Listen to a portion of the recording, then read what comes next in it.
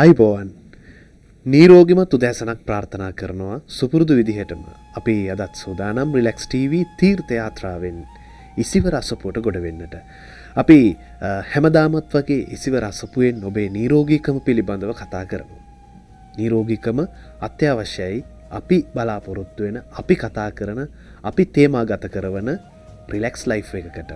ඒ නිසා තමයි නිරන්තරයෙන් සෞඛ්‍යයට මුල් තැන ලබා දෙන්නේ. අපි කලිනුත් මේ වැඩසටහන් වල කතා කළා රජෙක් වුණත් වැඩක් නැහැ ලෙඩෙක් නම් කියන එක. ඉතින් අපිට ඕනේ ලෙඩ නොවී ඉන්න. හැම වෙලාවෙම අපි උත්සාහ කරන්න ඕනේ ලෙඩක් හදාගන්න නැතුව නිරෝගීව ජීවත් වෙන්නට. ඒකට අවශ්‍ය කරන වටපිටාව සකසා ගන්නට තමයි රිලැක්ස් ටීවී තීර්ථ යාත්‍රාවෙන් ඉසිවර අසපුව ඔබට හඳුන්වා දෙන්නේ ඔබත් එක්ක සංවාදයට බඳුන් කරන්නට සූදානම් වෙන්නේ. අපි පසුගිය දින කිහිපයන් තුළදී විවිධ මාතෘකාවන් කතා බහ කළා. විශේෂයෙන්ම සෞඛ්‍ය කොහොමද නිරෝගීව තියාගන්නේ, ඒ වගේම ලෙඩක් හදාගන්නේ නැතුව, ලෙඩක් හැදෙන්නේ නැතුව කොටින්ම කියනවා නම් බෙහෙත් බොන්න නැතුව ඉන්න කොයි විදිහටද අපේ ජීවිතය සකස ගන්න ඕනේ කියන එක. දැන් මේ දේවල් කතා කරගෙන යනකොට අපේ සමාජයේ තිබෙන ප්‍රධානතම ගැටලුව තමයි බෝ නොවන රෝග. බෝ නොවන රෝග අතරිනුත් ප්‍රධානතම රෝගය තමයි දියවැඩියා රෝගය. දැන් ඔබට මතක් වෙනවා ඇති අපි දැන් කතා කරන්නට මුල පුරන්නට යන්නේ මොන වගේ මාතෘකාවක්ද කියන එක කාරණාව සම්බන්ධයෙන්. මොකද අපි අහලා තියෙනවා සාමාන්‍යයෙන් වයස අවුරුදු 13ක වගේ ඊටාම පුංචි දරුවන්ට දියවැඩියා රෝගය වැළඳිලා තිබෙනවා කියන කාරණාව. මොකද ඒ දරුවෙකුගේ ජීවිතයට දියවැඩියාව කියන රෝගය ආසාදනය වුණොත්, දියවැඩියාව කියන රෝගය වැළඳුණොත් ඒ ළමයාගේ තිබෙන ඒ ළමා කාලය මං හිතන්නේ සම්පූර්ණයෙන්ම දිය වෙලා යන්නට පුළුවන්. මොකද පුංචි කාලය කියලා කියන්නේ රස හොයන අවධිය. ඉතින් රස හොයන අවධියට රස ලැබුණේ නැත්තම් මොකද වෙන්නේ?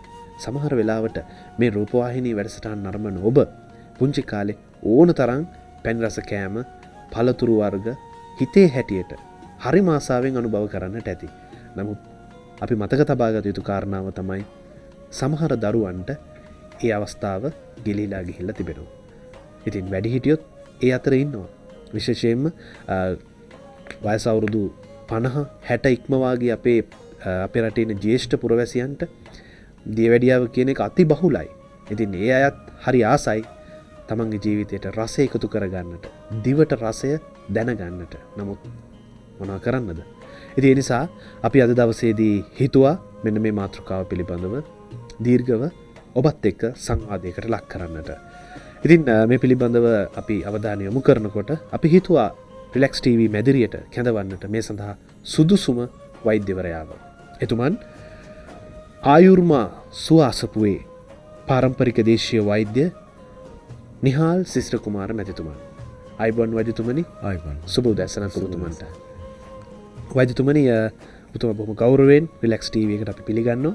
විශේෂයෙන්ම ඔබතුමා අපි මෙතනට කැඳවුවේ ඔබතුමා දියවැඩියා ශාස්ත්‍රය පිළිබඳවත්, ඒ වගේම කොලෙස්ටරෝල් පිළිබඳවත් යම් විශේෂඥ දැනුමක් තිබෙන තාම හොඳ වෛද්‍යවරයෙක්, රෝගීන් 100 ගණනකට සුවය සලසපු වෛද්‍යවරයෙක්. ඉතින් ඒ නිසාම තමයි අපි ඔබතුමාගේ දැනුම රටට ලබා දෙන්නට මේ මොහොත අවස්ථාවක් කරගන්නේ. වෛද්‍යතුමනි, අපි මුලින්ම කතා කරලා ඉමුද මොකද්ද මේ දියවැඩියාව කියන්නේ කියන එක සම්බන්ධයෙන්? ඔව් මාධව මහත්මයා, අපිට මේ දියවැඩියා රෝගය කියන එක මේ රටේ බහුලවම ප්‍රශ්නයක් වෙලා තියෙනවා වගේ. මේකට ඔබතුමන්ලා මට මේ අවස්ථාව ලබා දීලා සහයෝගය දැක්වීම පිළිබඳව පළවෙනියෙන්ම මම ස්තුතිවන්ත වෙන්න ඕනේ ඔබතුමන්ලාගේ මේ රූපවාහිනී නාලිකාවට, ඔබතුමාට, ඒ වගේම මේ පිටුපසින් මාව මේ ස්ථානයට රැගෙන ඇවිල්ලා මේ පිළිබඳව මේ අවස්ථාව උදා කරලා දුන්න වරුණ ජයනාත් මහත්මයා ප්‍රධාන වශයෙන්ම අද ඊයේ මේ 2008 වන වසරේ සිට එතුමා උත්සාහ කරනවා මේ මම ඇත්තටම කිව්වොත් මේ තියෙන වටපිටාව, මේ තියෙන වාතාවරණය සහ මේ යන ප්‍රතිකාර ක්‍රමයට යම් මට්ටමක ප්‍රතිවිරුද්ධ පිටස්තර අදහස් දරන සහ වෛද්‍ය ක්‍රමයක් ක්‍රියාත්මක කරනවා. ඉතින් ඒ නිසාම එය විශේෂයෙන් ඉදිරිපත් කරන්න එතුමාගේ මූලික දායකත්වය අති ගෞරවයෙන් මතක් කරන්නට අවශ්‍යයි පළවෙනියෙන්ම. ඉතින් ඒ අනුව ඔබතුමා අහපු ප්‍රශ්නේ මේ දියවැඩියාව කියන්නේ මොකද්ද? මොන වගේ රෝගයක්ද? ඇත්තටම මේකේ නිර්වචනය අනුව දියවැඩියාව කියන්නේ දිය වතුර නැත්තම් වැඩිපුර ජලය පිට කිරීම කියන අදහසක් අපිට ගන්න පුළුවන්. ඒ කියන්නේ දියවැඩියාව වැඩිපුර මුත්‍රා යාම. ඔක අපේ වෛද්‍ය ක්‍රමයේදී තියෙනවා බහුමුත්‍රය කියලා. එතකොට අපි බහුමුත්‍රය කියන එක වළක්වා ගත්තයින් පස්සේ දියවැඩියා රෝගයක් නැහැ. නමුත් අපි මේ යන්නේ මధుමේහය කියන රෝගයට. දැන් අපි මේ වර්තමානයේදී ප්‍රතිඋත්තර හොයන්නේ සහ මේ විශේෂ ප්‍රශ්නයක් කියලා අපි හඳුනාගෙන තියෙන්නේ මధుමේහය කියන රෝගය තමයි අපි දැන් මේ දියවැඩියාව නමිනුත් කතා කරන්නේ. එතකොට අපේ දේශීය වෛද්‍ය ක්‍රමයේදී මේක කොටස් දෙකක්. අපිට බහුමුත්‍රය කියන එක වලකුවයින් පස්සේ අපි මధుමේහ කියන තැනට උත්තර හොයන්නට අවශ්‍යතාවයක් තිබුණේ නැහැ. නමුත් වර්තමානයේදී මේක අපි මේ විදිහට හඳුනාගෙන තියෙනවා. එතකොට මේක අපේ දේශීය වෛද්‍ය ක්‍රමයේදී ප්‍රමේහයට අදාළ ප්‍රමේහගත රෝගයක්. එතකොට අපි දැන් හඳුනා ගන්නට අවශ්‍ය වෙන්නේ මේ වකවානුව තුළ අපි දන්නවා අවුරුදු 13 16 20 මෙහා හැදෙන අයට පළමුවන දියවැඩියාව, ඊට පස්සේ 40ට එහා හැදෙන අයට දෙවන අවස්ථාව, මේ කියලා අපි කොටස් කරගෙන වෙන් කරගෙන යන ගමනක් තියෙනවා. මේකෙදි මම ඔබටත් මේ රටේ ජනතාවටත් කතා කරන්නේ මේක ඇවිල්ලි ඉවර වෙලා ගොඩක් දුරට මගේ දැනුම් තේරුමේ සහ මම ප්‍රතිකාර කරන ක්‍රමයේ අනුව නම් ඊටම මානසික වශයෙන් අපි යම්කිසි ව්‍යාකූලතාවයකට නැත්නම් අති භයංකර බීතිකාවකට ලක් කරලා ප්‍රතිකාර ක්‍රමයකට ඇදගෙන ගිහිල්ලා අපි මේක තුලම ජීවත් වෙන පරිසරයක් ගොඩනගපු රෝගයක් හැටියට. නමුත් මේක ඊතරම්ම මහා ලොකු බරපතල ව්‍යසනයක් කියන තත්ත්වෙන් එනවට වඩා මම දරන මතය අර ඔබතුමා කිව්වා වගේ මේ දරුවෙකුට එදිනෙදා දවසේදී කාලා බීලා පැණි කාලා නිදහසේ සතුටින් ජීවත් වෙන්න පුළුවන්. හැබැයි මේ රෝගය ගැන අපි කතා කරද්දී අපිට මේ රුධිරයේ පවතින සීනි ප්‍රතිශතය ගණන් හදද්දී අපිට බෑ මේ කතාවේ ජීවත් වෙන්න. අපිට හිතෙනවා අපි මහා රෝගයකට මූලපාද වෙලා තියෙනවා. අපි මේ රෝගියෙක් කියන මානසිකත්වයට අපිව ගේනවා. ඉතින් මගේ අදහස පළවෙනියෙන්ම විය යුත්තේ මිනිසෙක් මේ රෝගියෙක් කියන මානසිකත්වය. මට දැන් ලෙඩක් හැදිලා තියෙන්නේ මම ලෙඩෙක් කියන මානසිකත්වය. ඒ දරුවගෙන් හෝ වැඩිහිටියගෙන් හෝ පුද්ගලයාගෙන් අමතරව ඔබතුමන්ලා සහ මේ වගේ පවුලේ උදවිය තුල ඒ අයගෙනුත් ඉවත් වෙන තත්යකට පත් විය යුතුයි. නැත්නම් මොකද වෙන්නේ? දැන් මේ රෝගය තියෙන පුද්ගලයාට රෝගයට ප්‍රතිකාර ගන්නවට අමතරව නිරන්තරයෙන්ම ඔහුට මේ රෝගියා කියන එක මනසට එනවා. දැන් ඔබතුමා මම මෙතන ඇවිල්ලි වල මම දැන් මට සීනි අමාරුව තියෙනවා, දියවැඩියාව තියෙනවා කිව්වොත් ඔබතුමා ඉස්සෙල්ලාම අහන ප්‍රශ්නේ තමයි මේ සීනි දාන්න දෙපාද? තේ එකක් හදලා දුන්නා නම් අහන පළවෙනි ප්‍රශ්නේ සීනි දාන්න දෙපාද? එතකොට මගේ මනසට ඇවිල්ලා ඉවරයි. මම ඇත්තටම ලෙඩෙක් නේ කියන මානසිකත්වයට මම ඇවිල්ලා. දැන් දරුවටත් ඒ විදිහට මොනවා හරි පැණි රස දෙයක් පළතුරක් හරි කන්න ගියම අපෝ කන්න එපා. ඊට පස්සේ කේක් කෑල්ලක් කන්න ගියවම කන්න එපා. සීනි කියනකොට මේ ළමයාගේ මනසට මේක නිරන්තරයෙන්ම ඇතුල් වෙනවා. ඉතින් මේක තමයි අපි පළවෙනියෙන්ම මේ රටේ වළක්වා ගත යුතු දියවැඩියා රෝගයට අවශ්‍යම කරන ප්‍රතිකර්මය කියලා මම විශ්වාස කරනවා. ඒ කියන්නේ මේක රෝගයක් හැටියට මහා ප්‍රශ්නයක් කරලා රෝගියෙක් කියන මානසිකත්වයෙන් අපි මුදවන්නට ඕනේ. ඒක තමයි මගේ මේ පළවෙනියම දියවැඩියා රෝගය හඳුන්වා දීම කියන තැනදී මේක ගොඩක් කතා තියෙනවා. අපි හඳුන්වලා දෙන්න අවශ්‍යයි. ඉතින් මේ දියවැඩියාව කියලා අපි හඳුනගෙන තියෙන්නේ මේක. හොඳයි. වෛද්‍යතුමනි දැන් මම ඊළඟට ඔබතුමන්ගෙන් අහන්න බලාපොරොත්තු වෙන්නේ දියවැඩියාව කියන එක නිශ්චිතවම සුව කරන්නට පුළුවන්ද කියන කාරණාව. මොකද දැන් අපිට මේ වැඩසටහන අහගෙන ඉන්න අයත් සමහර විට හිතනවා ඇති ඇත්තටම දැන් මටත් දියවැඩියාව තියෙනවා. එහෙමනම් මේක හරියටම සනීප කරගත්තා නම් වෛද්‍යතුමා කියන විදිහටම අපිට අපේ සාමාන්‍ය ජීවිතය ගත කරන්නට පුළුවන් කියන එක. වෛද්‍යතුමනි ඔබතුමා මොකක්ද දෙන පිළිතුර? ඇත්ත වශයෙන්ම නිශ්චිතවම මේක සනීප කරන්න පුළුවන්.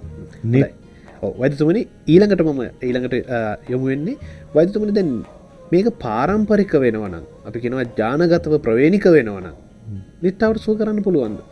ඇත්තටම පුළුවන්. මොකද දැන් පාරම්පරිකව ජානගතව එනවා කියලා අපි විද්‍යාත්මකව තහවුරු කරගෙන රෝගයකින් රෝගයට එනකොට මම දැනන මතයට සහ මම මේ වෙනකොට ප්‍රතිකාර කරලා තියෙන ක්‍රමයට අනුව මේක වෙලා තියෙන්නේ මේ මම යන්නේ මේ සීනි පාලනය කිරීම සීනි ගණන් හැදීම කියන එක මත තමයි මේ රෝගයක් හැටියට ක්‍රියාත්මක වෙන්නේ කියන දෙයි මං හඳුනගෙන තියෙන්නේ. ඉතින් ඒක නිසා ඒකෙන් බාහිරව අපිට හිතන්න පුළුවන් වුණොත් දැනට මේ වෙනකන් අපිට ජීවිතයේ තියෙන පළවෙනි අත්දැකීම මත මේ යන ගමනේදී අපේ නිරන්තර ලැටෙන මානසිකත්වයෙන් අපි මුදවන්න පුළුවන් වුණොත් ඒක තමයි ජීවැඩියාව නිට්ටාවට සුව කිරීමේ පළමු පියවර. ඒකයි මම කියන්නේ බෙහෙත් ඕනේ. නමුත් බෙහෙතෙන් එහා ගිහිල්ලා අපි දැන් මේක අපේ ඥානගතව අපිම ඥානගත කරගෙන තියෙන්නේ. මනස විසින්. මනස විසින්. ඉතින් මේකෙන් අපි දැන් මේ ජනතාව මුදවා ගැනීම තමයි අංක 1ට අවශ්‍ය වෙන්නේ. ඔව්. වෛද්‍යතුමනි ඔබතුමා අපි මේ වැඩසටහන ආරම්භ කරන්නට මත්තෙන් කතා කරද්දී මතුණු කාරණාව තමයි මේ දියවැඩියාව සාමාන්‍ය එදිනෙදා කොහොමද අපිට අඳුන ගන්න පුළුවන්. ඔබතුමා හරි අපූර්ව දේශීය වෛද්‍ය ක්‍රමයේ සඳහන් වෙලා තියෙන හරි අපූර්ව පරීක්ෂණ ක්‍රම කීපයක් කිව්වා මේ සාමාන්‍ය එදිනෙදා ජීවිතයේදී ගෙදරදී අපි විසින්ම පරීක්ෂාවට ලක් කරගන්න පුළුවන් හරි අපූර්ව සරල ක්‍රම කීපයක් ඔබතුමා කතා කළා. වෛද්‍යතුමනි අපේ ප්‍රේක්ෂකයන්ගේ දැන ගැනීම උදෙසා අපි ටිකක් පැහැදිලි කරමු මේ කාරණාව.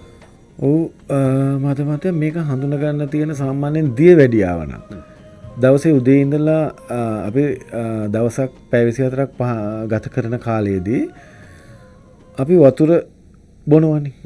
සාමාන්‍යයෙන් අපි දන්නවා වතුර ලීටර් 6ක් මිනිස්සුෙකුට අවශ්‍යයි කියලා අපි වෛද්‍ය නිගමනයක් දැන් අපි දන්නවා. එතකොට මේ අනුව වතුර බොන මිනිස්සෙකුට මුත්‍රා පිට කරන්නට අවශ්‍යයි. ඒ වගේම දාඩිය පිට කරන්නේ නැතුව දැන් මේ වැනි පරිසරයක අපි ඉන්නවනම් අපිට මුත්‍රා යන වාර ගන්න වැඩි. එතකොට ඊටත් අමතරව අපි රාත්‍රිය පහන් කරනකොට අපිට සිද්ධ වෙනවා නම් 5-6 වතාවක් 10 වතාවක් මුත්‍රා කරන්න නිතර ඒ වගේම තමයි ඒ මුත්‍රා යන්නේ අවස්ථාවේදී පාලනය කරගන්න බැරිව හදිසි ඉක්මනින් මේක පහ කරන්න අවශ්‍ය නම් ඒක කන්ට්‍රෝල් කරගන්න අපිට බැරි නම් අන්න එතන රෝගික ලක්ෂණයක් රෝගයක් තියෙනවා කියලා අපි හඳුනා ගන්නට අවශ්‍යයි. ඒ වගේම තමයි මුත්‍රා වැසිකිළියකට පහ කරන්නේ නැතුව අපි සාමාන්‍යයෙන් පිටස්තර මිදුලට හරි ඒ වගේ මේ ස්ථානයකට නිවසෙන් බැහැරට වැසිකිළියකින් බැහැරට මුත්‍රා කරපුවාම ඒ ස්ථානයට කූඹි ඒ කියන්නේ පැණි රස පැණි කියන ඒකට මේ එන කූඹි එහෙම නැත්නම් මේ මැස්සෝ ඒ වගේ කුහුඹු වර්ග එනවා නම් එතන තියෙනවා මේ මුත්‍රාත් සමග සීනි පිට වෙනවා නැත්නම් මේ මදුමේහයට හේතුවක් වෙලා තියෙන කාරණාව තියෙනවා. නමුත් ඔබතුමා අහපු ප්‍රශ්නේදී දියවැඩියාව සුව කරන්න පුළුවන්ද කියන ප්‍රශ්නේදී නම් අපි කළ යුත්තේ අර මුත්‍රා යන වාර ගන්න නතර කරන එක පමණයි. ඒක තමයි දියවැඩියාව. දැන් අපි මදුමේහයට අදාළව තමයි අර පරීක්ෂණය කරන්නේ ඒ ස්ථානයේ අර කුහුඹුවන් ඒ වගේ කෘමි සතුන් එනවද කියන පරීක්ෂණය අපි කරන්නේ. ඊට පස්සේ අපිට පුළුවන් සාමාන්‍යයෙන් මම දැකලා තියෙනවා අපේ පොතපතේ සඳහන් වෙනවා මිහිරි රස මූත්‍ර කියලා. එතකොට ඒ පැණි රසද කියන වග අපේ වෛද්‍යවරු බීලා බැලුවා පරීක්ෂණ කරලා කියලා කියන කතාවකුත් තියෙනවා. අපිට සාමාන්‍යයෙන් අහනකොටත් අප්‍රසන්න කතාවක් නේ.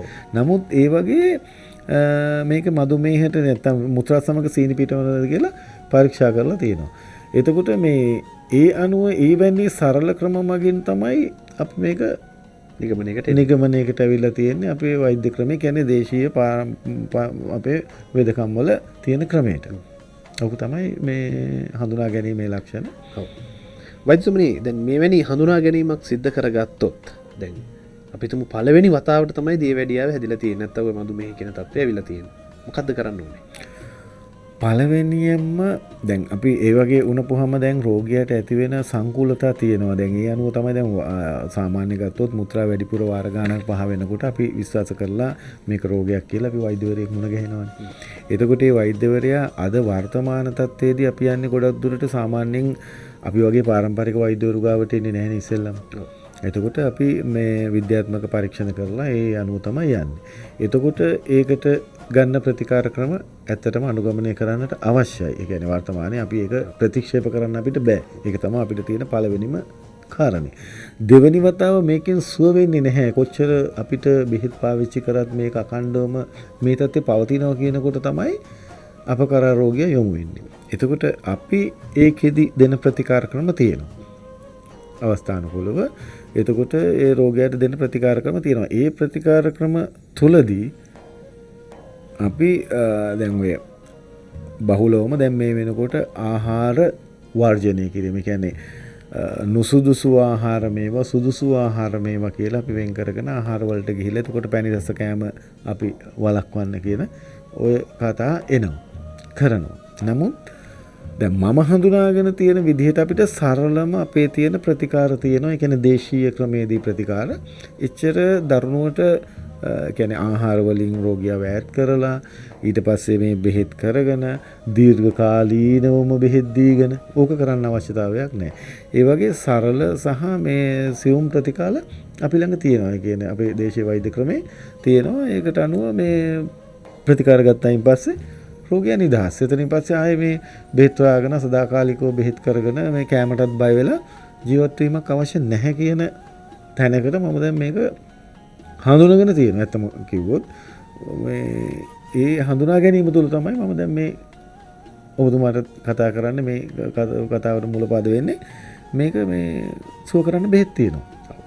ඉතින් රිලැක්ස් ටීවී නරඹන ඔබට ඔන්න අලුත් බලාපොරොත්තුවක් අද උදෑසනම ජීවිතයට ලැබුණා. ඉතින් දියවැඩියාව රෝගෙන් පෙළෙනවා නම් ඔබ දියවැඩියාවෙන් දීර්ඝකාලීනව බෙහෙත් ගන්නවා නම් දියවැඩියාව නිසා දීර්ඝකාලීනව බෙහෙත් ගන්නවා නම් ඔන්න ඔබට බොහොම අගනා අවස්ථාවක් එළඹිලා තිබෙනවා. ඉතින් මේ වෛද්‍යතුමන් කියන ආකාරයට අපට පුළුවන් ඒ විදිහට බෙහෙත් අරගෙන නිට්ටාවටම සුව කරගෙන ඔන්න සාමාන්‍ය විදිහට ජීවිතය ගත කරන්න. ඒ කියන්නේ රිලැක්ස් ලයිෆ් එක නැවතත් ආරම්භ කරන්න. ඉතින් බලන්න මේ කාරණාව කියනකොටම ඔබට බලාපොරොත්තුවත් එක්කම ඔබේ ජීවිතේ කොයිතරම් ආලෝකවත් වෙනවද කියලා.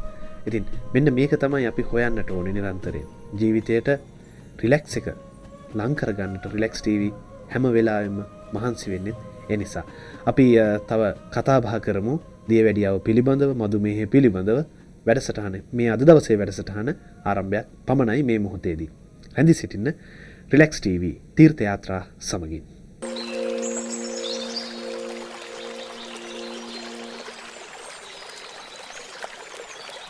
රිලැක්ස් ටීවී තීර්ථ යාත්‍රා සමගින් අපි නැවතත් ඔබ හා එකතු වෙන්නේ. අපි අද දවසේදී කතා කරමින් ඉන්නේ දියවැඩියා රෝගය පිළිබඳව, මధుමේහය පිළිබඳව. මොකද සමාජයේ වැඩිපුරම තියෙන රෝගය මෙය. බාලමහලු හැමෝටම තියෙනවා. වයස් භේදයකින් තොරව තියෙනවා. උස්මිටිකන් වලින් තොරව තියෙනවා. තනතුරු කිසිවක් නැහැ. හැමෝටම එකම විදිහට මේ රෝගය වැළඳෙන්න තියෙන සම්භාවිතාවයක් තිබෙනවා. ඉතින් ඒ නිසා තෝරා බේරාගෙන නෙමෙයි මේ රෝගය වැළඳෙන්නේ. ඒ නිසා ඔබත් එක්ක මේ කතා බහ අද දවසේදී ඉදිරියට අරගෙන යන්නට වඩාත්ම සුදුසුයි කියන කාරණාවට අපි නිගමනය වුණේ අන්න ඒ නිසා. ඉතින් රිලැක්ස් ටීවීත් එක්ක නිරන්තරයෙන් රැඳී සිටින්න පියෝ ටීවී අංක 113 ඔබේ හැමෝටම කියන්නේ යාළුවන්ට හිත මිතුරන්ට රිලැක්ස් ටීවී බලන්න, තීර්ථ යාත්‍රා බලන්න, තීර්ථ යාත්‍රාවේ ඉසිවර අසපුව බලන්න නරඹන්න, ජීවිතය රිලැක්ස් කරගන්නට, ජීවිතය විඳින්නට, ජීවිතයට ආදරය කරන්නට පාර කියා දෙන රූපවාහිනී නාලිකාව. ඉතින් අපි අද දවසේදී ඉසිවර අසපුවට බොහොම ගෞරවයෙන් ආරාධනා කරේ පාරම්පරික දේශීය වෛද්‍ය නිහාල් සිසිර කුමාර මැතිතුමන්ට. වෛද්‍යතුමනි, අපි විරාමයට කලින් කතා බහ කරමින් හිටියේ ආයුර්වේදයේ දියවැඩියාව පිළිබඳව යම් හැඳින්වීමක් සිද්ධ කරා. එතකොට ඒ පිළිබඳව තිබෙන අපිට නිවසේදී කරගන්නට පුළුවන් නිගමනයකට එන්න පුළුවන් යම් ආකාරයක නිගමනයකට එන්න පුළුවන් පරීක්ෂණයන් පිළිබඳව කතා බහ කළා. වෛද්‍යතුමනි, මේ කාරණාවත් එක්ක තවත් සැබඳෙන දෙයක් තමයි අපේ මේ ජීවන රටාව, අපි මේ ජීවත් වෙන ලයිෆ් ස්ටයිල් එක නිසා අපිට දියවැඩියාව හැදෙනවා කියන කාරණාවකුත් තියෙනවා. මොකද අපි සාමාන්‍යයෙන් කාර්යබහුලයි මේ වර්තමාන කාලය තුලදී. අපි ඔෆිස් එකට යනවා, දරුවන් අධ්‍යාපනය ලබනවා, ඊට අමතරව ටියුෂන් යනවා, විවේකයක් නැහැ, ව්‍යායාමත් නැහැ. මේ තත්ත්වය නිසා ඊට අමතරව වෛද්‍යතුමනි අපි වැඩිපුරම කෘත්‍රිම ආහාර ද්‍රව්‍ය ගන්න, තෙල් අධික, ඊට පස්සේ සීනි අධික, මෙන්න මේ ආහාර ද්‍රව්‍ය තමයි අරගන්නෙත්. කිසිම සමහර වෙලාවට අපිට බොහොම කලාතුරකින් තමයි ස්වභාවික ආහාරයකට යන්නට පුළුවන් වෙන්නේ. පළතුරු ටිකක් කන්න, ධාන්‍ය ටිකක් අනුභව කරගන්න, මේ වගේ ටිකක් කලාතුරකින් තමයි මේවා සිද්ධ වෙන්නේ. චේන්ජ් එකටත් එක තමයි අපි මේවා කරන්නේ සාමාන්‍යයෙන්. වෛද්‍යතුමනි, මොනවද අපේ මේ තිබෙන ජීවන රටාවේ තියෙන වැරදි? ඇත්තටම මාධව මහත්තයා, ජීවන රටාවේ අපිට වැරදි කියලා හඳුන්වුවොත් ඒකත් වැරදි. මොකද හේතුව දැන් අපිට ජීවත් වෙන්න ප්‍රධාන වෙලා තියෙන්නේ ආර්ථික පසුබිම හදාගන්න. එතකොට අපි මුදල් උත්පාදනය කිරීමට අපේ ජීවන රටාව හදාගෙන තියෙන්නේ. අපි ජාතියක් හැටියට ගත්තොත් යම්කිසි පිරිසක් මේ රටේ අනවශ්‍ය විදිහට තමන්ගේ ජීවිතේ ගත කළාට බහුතරයක් අද තමන්ගේ ජීවිතය සාර්ථක කරගන්න සිහින දකින අනාගතයේ ජය ගන්න උත්සාහ කරන යම්කිසි ඉලක්කගත ක්‍රමයකට ජීවිතේ හැඩ ගහ ගන්න උත්සාහ කරන බුද්ධිමත් ජන කොටසක් තමයි මේ වෙනකොට ඉන්නේ. නූගත් පිරිසක් අතීතයේ වගේ නැහැ. එතකොට මේ තුල අපිට මේ උගත්කම සහ බුද්ධිය මේ තියෙන ක්‍රියාකාරකම් තුල අපේ ජීවිතේ අර පැරණි සංස්කෘතිය තුල තිබිච්ච ගහකොළ එක්ක ගැටිලා එතනින් එහාට කුඹුරේ ඇලේ දොලේ ජීවත් වෙලා හිටපු පරිසරයට වෙනස් වෙලා තියෙනවා. හැබැයි අපි කාර්යබහුලයි. අපිට සමහරට පැය 24 මදි අපේ කටයුතු ටික කරගන්න. එතකොට මේ தত্ত্বය තුල අපි දන්නවා නමුත් මේ දියවැඩියා රෝගේ නැත්නම් මේ මధుමේහ කියන බහුල වශයෙන් වැළඳෙනවා. ඒකට ප්‍රධාන වශයෙන් මම හඳුන්වා දෙන දේ තමයි කය වෙහසා වැඩ කිරීම. මම නෙමෙයි මේක ඇත්තටම පැරණි ඍෂින් වහන්සේලා පෙන්වලා දුන්න කතා. අපි මේ කියන්නේ මේක මේ අපි විද්‍යාත්මකව හෝ අපි දැනුමට හදාගත්ත දේවල් නෙමෙයි. අපි මේ පත පොතේ තියෙන සහ පැරණි ආයුර්වේද සංකල්ප තමයි අපි අදත් පාවිච්චි කරන්නේ. එතකොට ඒවයි අපිට හඳුන්වලා දෙනවා ප්‍රමේහගත රෝග පුද්ගලයෙකුට වැළඳෙන්නට ප්‍රධාන වශයෙන් හේතු වෙනවා සුව පහසු ආසනවල වැඩි කාලයක් සැප පහසුව තමන්ගේ ජීවිතය පවත්වාගෙන යන කෙන වැඩ කටයුතු කරන්නත් අවශ්‍යතාවයක් නැහැ. හොඳ කාලබිල. ඒ කියන්නේ ඒකේ කාලබිල කියන අදහසිනුත් එතන කියනවා මිහිරි රස ආහාර වලට ගිජුකමක් දක්වලා වැඩි කැමැත්තක් දක්වලා පුද්ගලෙක් හෝ කවුරු හෝ ස්ත්‍රී පුරුෂ ભેදයක් නැහැ. සැප පහසු ආසනවල වැඩි කාලයක් කාලය ගත කරනවා. ඊට පස්සේ ඔහු ඇය නිදා ගැනීමට වැඩි කාලයක් යොදවනවා. විශේෂයෙන් දහවල් නිදා ගැනීම කියන එකට වැඩි කැමැත්තක් ආසාවක් දක්වනවා. එතකොට මේ කියන අය මෙහෙම කෙනෙක් වෙන්න පුළුවන් කොහොමද? හොඳට මිල මුදල් තියෙන කිසිම අඩුපාඩුවක් නැති අයනේ මේ තැනට ඉන්නේ. එතනින් එහාට සාමාන්‍ය දිනදා කටයුතු කරගන්න කෙනෙකුට මෙහෙම ජීවිතයක් ගත කරන්නට බොහොම අපහසුයි. ඒකට ඒ අයට තමයි මේ ප්‍රමේහගත රෝග හැදිලා පුද්ගලයා අකාලේ මිය යන තත්යකට පත් වෙන්නේ මේද වර්ධනය වෙලා. ඔව් වෛද්‍යතුමනි ප්‍රමේහගත කියන පදේ අපි ටිකක් පැහැදිලි කරමු. ඔව් ප්‍රමේහ කියනකොට මේකෙන් විශේෂයෙන්ම එනවා අපේ ශාරීරියේ ශක්තිය ජනනය කරන්නට තියෙන අපේ ප්‍රධාන රස කොටස කියලා අපි හඳුන්වනවා. එතකොට අපි ওই ග්ලූකෝස් කියලා අපි හඳුන්වන්නේ ඕකමයි. එතකොට සීනි කියන්නේ ඕකමයි. එතකොට මේ රසය රස කොටස රස කියන කතාවේදී අපිට මේ ශක්තිය උත්පාදනය කරන්න ජීවිතය නිසියාකාරව පවත්වගෙන යන්න සප්න ධාතු කියලා අපේ වර්ධන ක්‍රියාවලියක් ශරීරයේ ක්‍රියාත්මක වෙනවා. මේ සප්න ධාතු වර්ධනය දුර්වල කරන හේතු ඇති වෙන රෝග තමයි ප්‍රමේහ රෝග. ඒ කියන්නේ ඒ ශරීරයෙන් මේ ශක්තිය බැහැරට යොදවනවා. ඒක බැහැරට යොදවනවා, බැහැර කරනවා. ඒතර මෙහෙම වුණපුවම පුද්ගලයාගේ ශරීර වර්ධනය දුර්වල වෙනවා, අඩාල වෙනවා. එතකොට ඒකට හේතු වෙන්නේ අර ශරීර අභ්‍යන්තරයේ මෙවැනි ජීවන රටාවක ජීවත් වෙන පුද්ගලයින්ට විශේෂයෙන් මේක වෙන්න තියෙන ප්‍රවණතාවය වැඩි. නමුත් මම කියවනේ දැන් ඔබතුමාට අපි කාර්යබහුලයි කියලා. එතකොට දැන් කාර්යබහුල මිනිසෙකුට කොහොමද මේක වෙන්නේ? දැන් සුව පහසු ආසනවල ඔබතුමා ඉන්නේ නැහැ. නමුත් ඔබතුමා පැය 24ම වැඩ. එතකොට කොහොමද ඔබතුමාට මధుමේහ වැළඳෙන්නේ? ඒකට හේතුව තියෙන්නේ වර්තමානයේ අපි මේ වෙහෙසිලා වැඩ කරනවා කියන එකේ වැඩි වශයෙන් එක්ක බුද්ධිය වෙහෙසවනවා. අපි කායික වෙහෙසීම කියන්නේ ශරීරයෙන් දහඩිය බැහැර කරන්නට උදව් වෙන ක්‍රියාවලියක මේ රාජකාරියක නිරත වෙන ප්‍රමාණය අඩුයි. සංඛ්‍යාත්මකව අපේ ජනගහණයෙන් අඩුයි. දැන් අපි මෙතන කතා කරන්නේ හොඳට AC එකක් තියෙන මේ සුව පහසු ආසනයක වල. නමුත් මේ අපි ලොකු රාජකාරියක් නේ කරන්නේ. ලොකු වැඩක් මේක. එතකොට මේ ලොකු වැඩේ අපේ ඇඟට දැනෙන්නේ නැහැ. එතකොට දාඩිය වහන වෙන්නේ නැහැ. ඉතින් මෙවැනි ජීවිතයක් හොඳ මේ විධායක මට්ටමේ පුද්ගලයෙකුට සැප පහසු පුද්ගලයෙක්. අර කියන කතාවේ තමයි ඉන්නේ. හැබැයි යා අර ගණේට වැටෙන්නේ කාලා බීලා පැත්තකට වෙලා ඉන්න මිනිස්සෙක් නෙමෙයි. නමුත් මේක තමයි මේකට තියෙන එක හේතුවක්. අනිත් එක තමයි ප්‍රධාන වශයෙන් අපි හිතමුකෝ දැන් අපි ව්‍යායාම් කරනවා. ව්‍යායාම් කරන්න අපි යනවා ඔය මේ සාමාන්‍යයෙන් ඇවිදින්න අපිට හදලා තියෙන ස්ථානයකට අපි ගිහිල්ලා දැන් විශේෂයෙන්ම දකින්න තියෙන දේනේ. මේ ඇවිදිනවා. එතකොට එක්සර්සයිසස් කරනවා. මේ හැම තැනකදීම බලන අපි ඇඳගෙන ඉන්න ඇඳුම් හොඳම දැන් බොටම් එක පිරිමියෙක් නම් මේ බොටම් එකක් දාලා ඔය කරලා අපි හොඳ සපත්තු දෙකක් මිල අධික සපත්තු මට එක මිනිස්සෙක් කිව්වා ඒ සපත්තු දෙක විතරක් රුපියල් 35000ද කොහෙද? එයා ඇවිදින්න ගෙනාපු සපත්තු දෙක. දැන් මේක දාගෙන තමයි අපි ව්‍යායාම කරන්නේ. මේ මිනිස්යාගේ ශරීරය මේ පොළව සමග ස්පර්ශය වෙන්න ඕන. එතකොට මේ පොළවේ තියෙන ආකර්ෂණ ශක්තියක් ගුරුත්වාකර්ෂණ ක්‍රියාවලියක් තියෙනවා.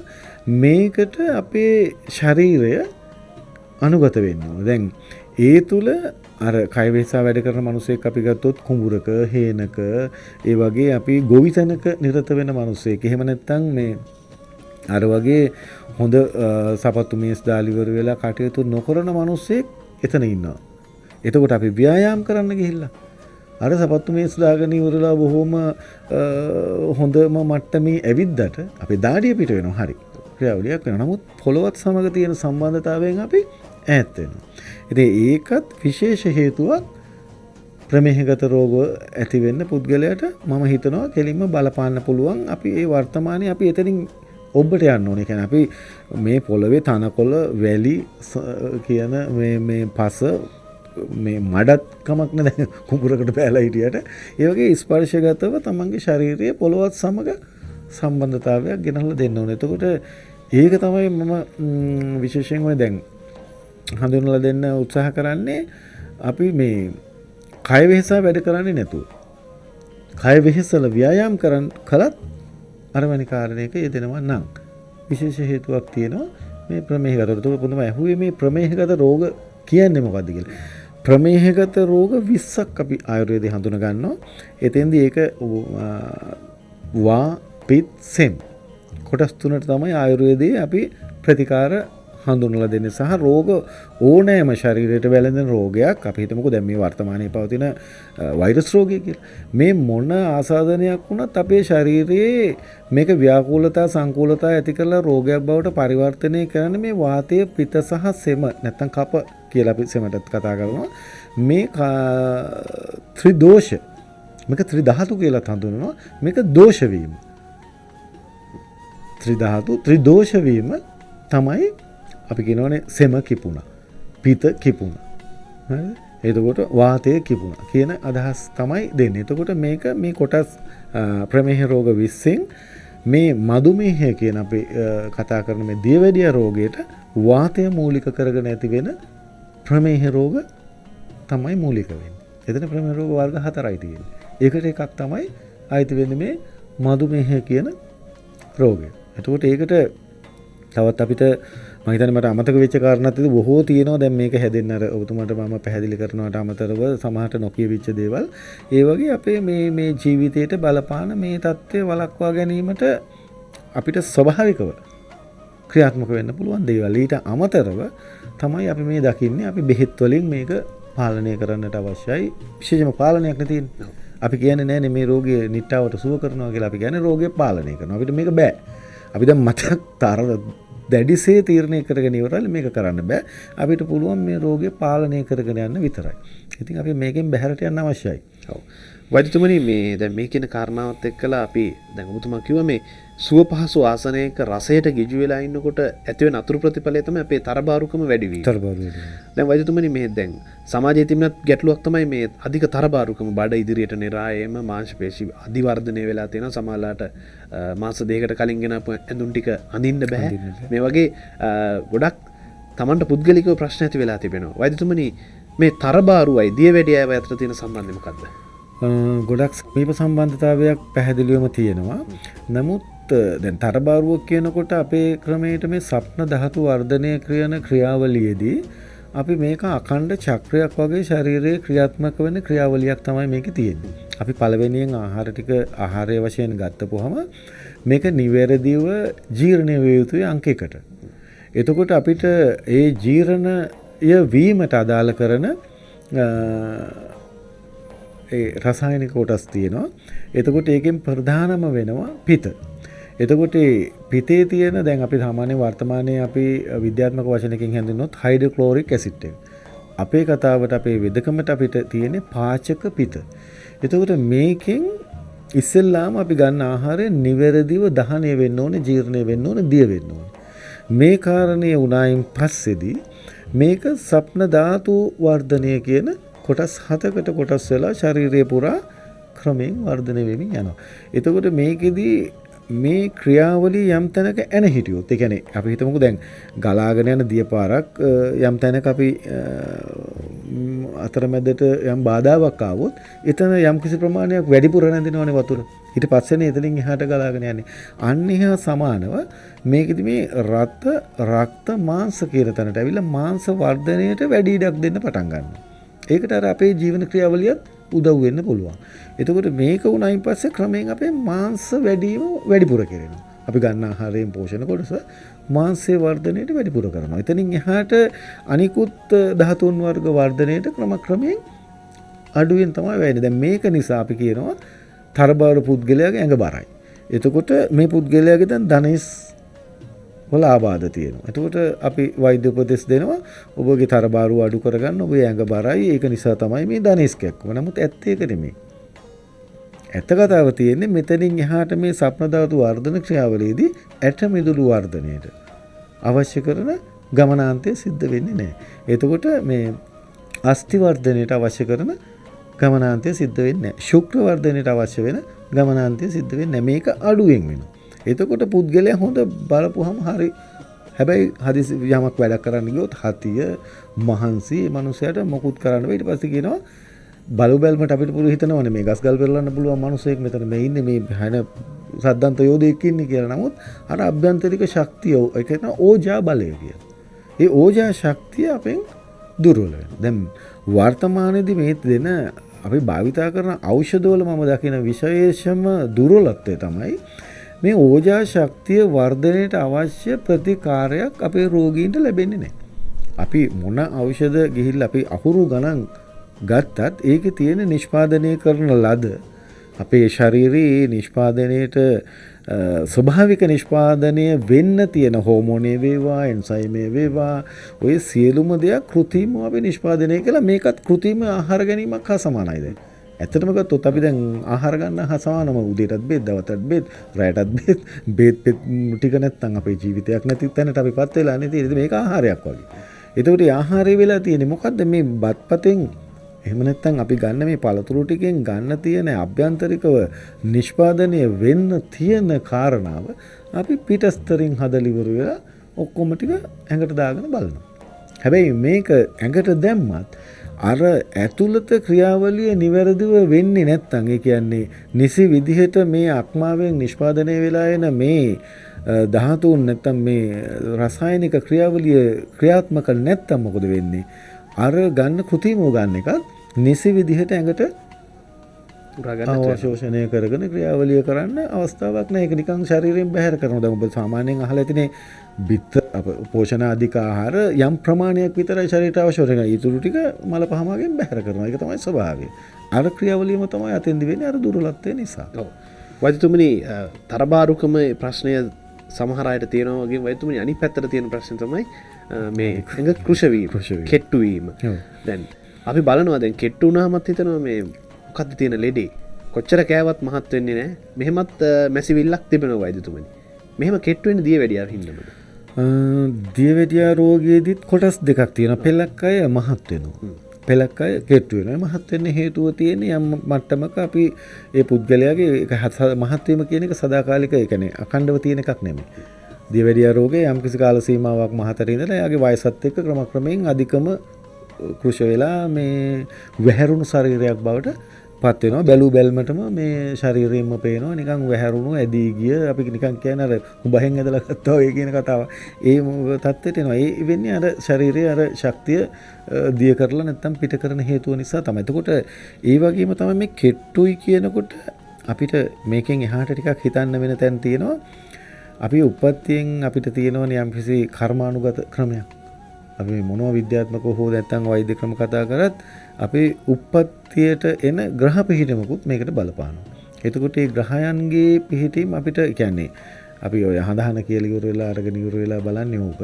එතකොට මේ අපේ වෛද්‍ය ක්‍රමයේදී මේවයින් අපිට බැහැර යන්න බෑ. කියන්නේ අපේ අෂ්ටාංගික ආයුර්වේදයේ අద్භූත නැත්නම් ඒ භූත විද්‍යාව කියන පැත්තටත් මේක සම්බන්ධයි. ඉතින් එවැනි කාරණාත් බලපානවා. සමහරක් කෙනෙක් උප්පත්තියම කෙට්ටු වෙන්න පුළුවන්. ඒගොල්ලෝගේ ඒක අපිට සමහරට වෙනස් කරන්න බැරි අවස්ථා තියෙනවා. ඒ උප්පත්ති කෙට්ටුව කියන එක සාමාන්‍ය රෝගී වශයෙන් කෙට්ටු වෙන්නේ අන්නර මම පැහැදිලි කරපු කාරණා මත ශාරීරික ශක්තිය නිසි විදිහට ක්‍රියාත්මක නොවි ශරීරයෙන් බැහැර කිරීම තුළ පුද්ගලයාගේ ශරීර වර්ධනය අඩාල වෙනවා. එතකොට ඒක තමයි එකට කාරණා වෙන කාරණා. ඔව්. ඉතින් මේ වගේ තවත් බොහෝ දේවල් අපිට කතා කරන්නට ඕනේ. විශේෂයෙන්ම අපිට ආයුර්වේදය හරහා ලබා ගන්න පුළුවන් විසඳුම් මොනවද කියන එකත් අවධානයට යොමු කරන්නට ඕනේ. අපි නැවතත් කෙටි විරාමයකට ගිහිල්ලා නැවතත් කතා බහ ආරම්භ කරමු.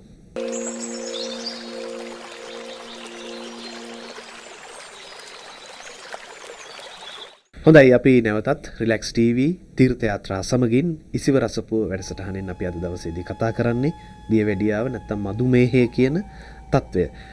වෛද්‍යතුමනි නැවතත් අපි කතාවට යන්නට සූදානම්. අපි කලින් කතා කරපු කාරණාවන් එක්කලා මේ හැම දෙයක් එක්කම තරබාරුකමත් එක්ක කෘෂවීමත් එක්කලා අපි නිගමනයකට යනවා අපි ආහාර පාලනය කරගන්නට ඕනේ කියන කාරණාවට. තරබාරු නම් නොකා ඉන්න බලනවා. කෘෂයි නම් වැඩියෙන් ආහාර ලබා ගන්නට යනවා. දැන් මෙහෙම Tamanට හිතුමතේ අපිට අවශ්‍ය විදියට එහෙම ආහාර වෙනස් කරගන්නට පුළුවන්ද? පැහැදිලිව මෙහෙමයි ආහාරය කියන්නේ අපිට සාමාන්‍යයෙන් මම අහන්නේ වෛද්‍යතුමනි මේ අපේ ආහාර රටාව ගන්න ප්‍රමාණය මත වෙනස්කම් ඇති කරන ක්‍රමයක් දැන් අපි කතා කළානේ. දැන් තරබාරු වෙන පුද්ගලයෙකුට රස ආහාර අරගෙන මේ තමන් සැප පහසුව ජීවත් වීම හේතු වෙනවා කියලා. ඒ වගේම තමයි මේ ආහාරය කියන එක මම දරන මතය මමට අද මේ කියන්නේ අපි රසයට මුල් තැන දීලානේ ආහාර ගන්න. අපි කවදාකවත් තිත්ත කටුක කියන ආහාර වලට වැඩි රුචිකත්වයක් දක්වන්නේ නැහැ. නමුත් මේ දැන් අපි තිත්ත රස කටුක රස කියන එකේදී අපේ මේ අභ්‍යන්තරික ඉන්ද්‍රියවල තියෙන හෝමෝන උත්තේජනයට ප්‍රධාන වශයෙන්ම ඉවහල් වෙන සහ ඒවා සක්‍රිය කරන ක්‍රියාවලියකුත් බලපානවා. ඒ නිසා ඒ ආහාරත් අවශ්‍යයි. නමුත් අපි වැඩි වශයෙන් ওই පැණි රස මිහිරි රස කියන ආහාර වලට තමයි මුල් තැන දෙන්නේ. එතකොට ඔබ අහුවා වගේ මේ නිතර දැන් වැඩිපුර ගිජු ආහාර ගැනීම හොඳ නැහැ ඇත්තටම. එතකොට ප්‍රතිවිරුද්ධ ආහාර ගැනීම හොඳ නැහැ. කියන්නේ උෂ්ණ අධික ආහාර සමග සීත ආහාරත් ඒ අතර එක්කම ආහාරයට ගැනීම. එතකොට සාමාන්‍යයෙන් ආහාරයක් අරගෙන පැය දෙකකට මෙහා නැවතත් ඒ ආකාරයම ආහාර ගැනීම. දැන් ඒකෙදි අදහස් වෙන්නේ නැහැ මොකද දුරට දැන් අපේ සාමාන්‍ය ජනතාවට මේක ලොකුවට හිතෙනවා. දැන් අපි බත් ටිකක් අද හිතන්නකෝ දවල්ට කෑවා.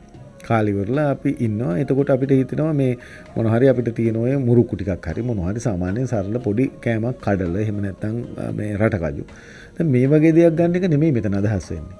දැන් අපි ආහාර කියපුවම ඇත්තටම අද මිනිස්සු බය වෙලා ඉන්නේ. දැන් කෑම කියලා කියපුවම කෑම දකිනකොටත් පළවෙනියෙන්ම ලෙඩ හැදෙයි කියන බයක තමයි අපි ජීවත් වෙන්නේ.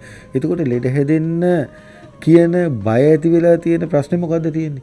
අපිට මේ ජීර්ණය කරගන්න නිසි විදිහට ඖෂධ නැති එකනේ. අපේ ඇඟ ඇතුලේ නිසි විදිහට මේ ජීර්ණ ක්‍රියාවලිය කරන්න පුළුවන් ඖෂධ දීලා ඒ ජීර්ණ ක්‍රියාතාවය සක්‍රිය කරන්න වෛද්‍යවරුන්ට නැත්තම් බෙහෙත් වලට පුළුවන් නම් අපි ආහාරයට බය වීමක් අවශ්‍ය වෙන්නේ නැහැ. ඊගාවට නමුත් අපි දැනගෙන ඉන්න ඕනේ මේ ආහාර ගැනීම කියන එක බර ආහාර ජීර්ණයට යෙදවෙන. බර ආහාර කියපුවම කෙලින්ම අපි බත් එකට මොකුත් මොන්නේ. එතකොට ඒක පැය දෙකකට මෙහා කන්නත් බඩගිනි වෙන්නේ.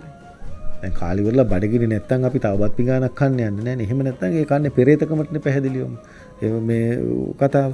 එතකොට එවැනි පුද්ගලයෙකුට පෙරේතකමට තමන් ඒ වගේ ආහාර ගන්නවා නම් ලෙඩ රෝග වැළඳෙන්න අනිවාර්ය හේතුවක් තියෙනවා. නමුත් අරවැනි අර පුංචි දෙයක් ආහාරයට ගැනීමක් දැන් අපි පාරේ යනකොට බත් කාලා ඉන්නේ. නමුත් රඹුටන් ගෙඩියක් කන්න පාරේ දැක්කා මේ අරගෙන කන්න හිතනවා. ඒ වගේ දේවල් වලට අපි බය වෙන්න අවශ්‍යතාවයක් නැහැ. අපි බය වෙන්න ඕනේ මේ ජීර්ණ ක්‍රියාවලිය නිසියාකාරව වෙන්න අවශ්‍ය කරන අපිට උදව්ව දෙන්නේ නැත්තම් මම වෛද්‍යවරයෙක් හැටියට ඔබතුමා ඇවිල්ලි ඉවරලා ওই ප්‍රශ්නේ අහලා නැත්තම් මම කොහොම ජීවත් වෙන්න ඕනේ අහලයි කියන කතාවේදී මට නිසි ඖෂධ දෙන්න නැත්තම් මට ඔබතුමාට දෙන්න පුළුවන් උපදෙස් තමයි කන්න එපා. දැන් ગેස්ට්‍රයිටිස් හැදිලා තියෙන මම ગેස්ට්‍රයිටිස් වලට ප්‍රධාන වශයෙන් බෙහෙත් කරනවානේ. එතකොට ગેස්ට්‍රයිටිස් රෝගියාට මම හැම වෙලාවකම මේ අද උපදෙස් ලැබිලා තියෙන්නේ මොනවද?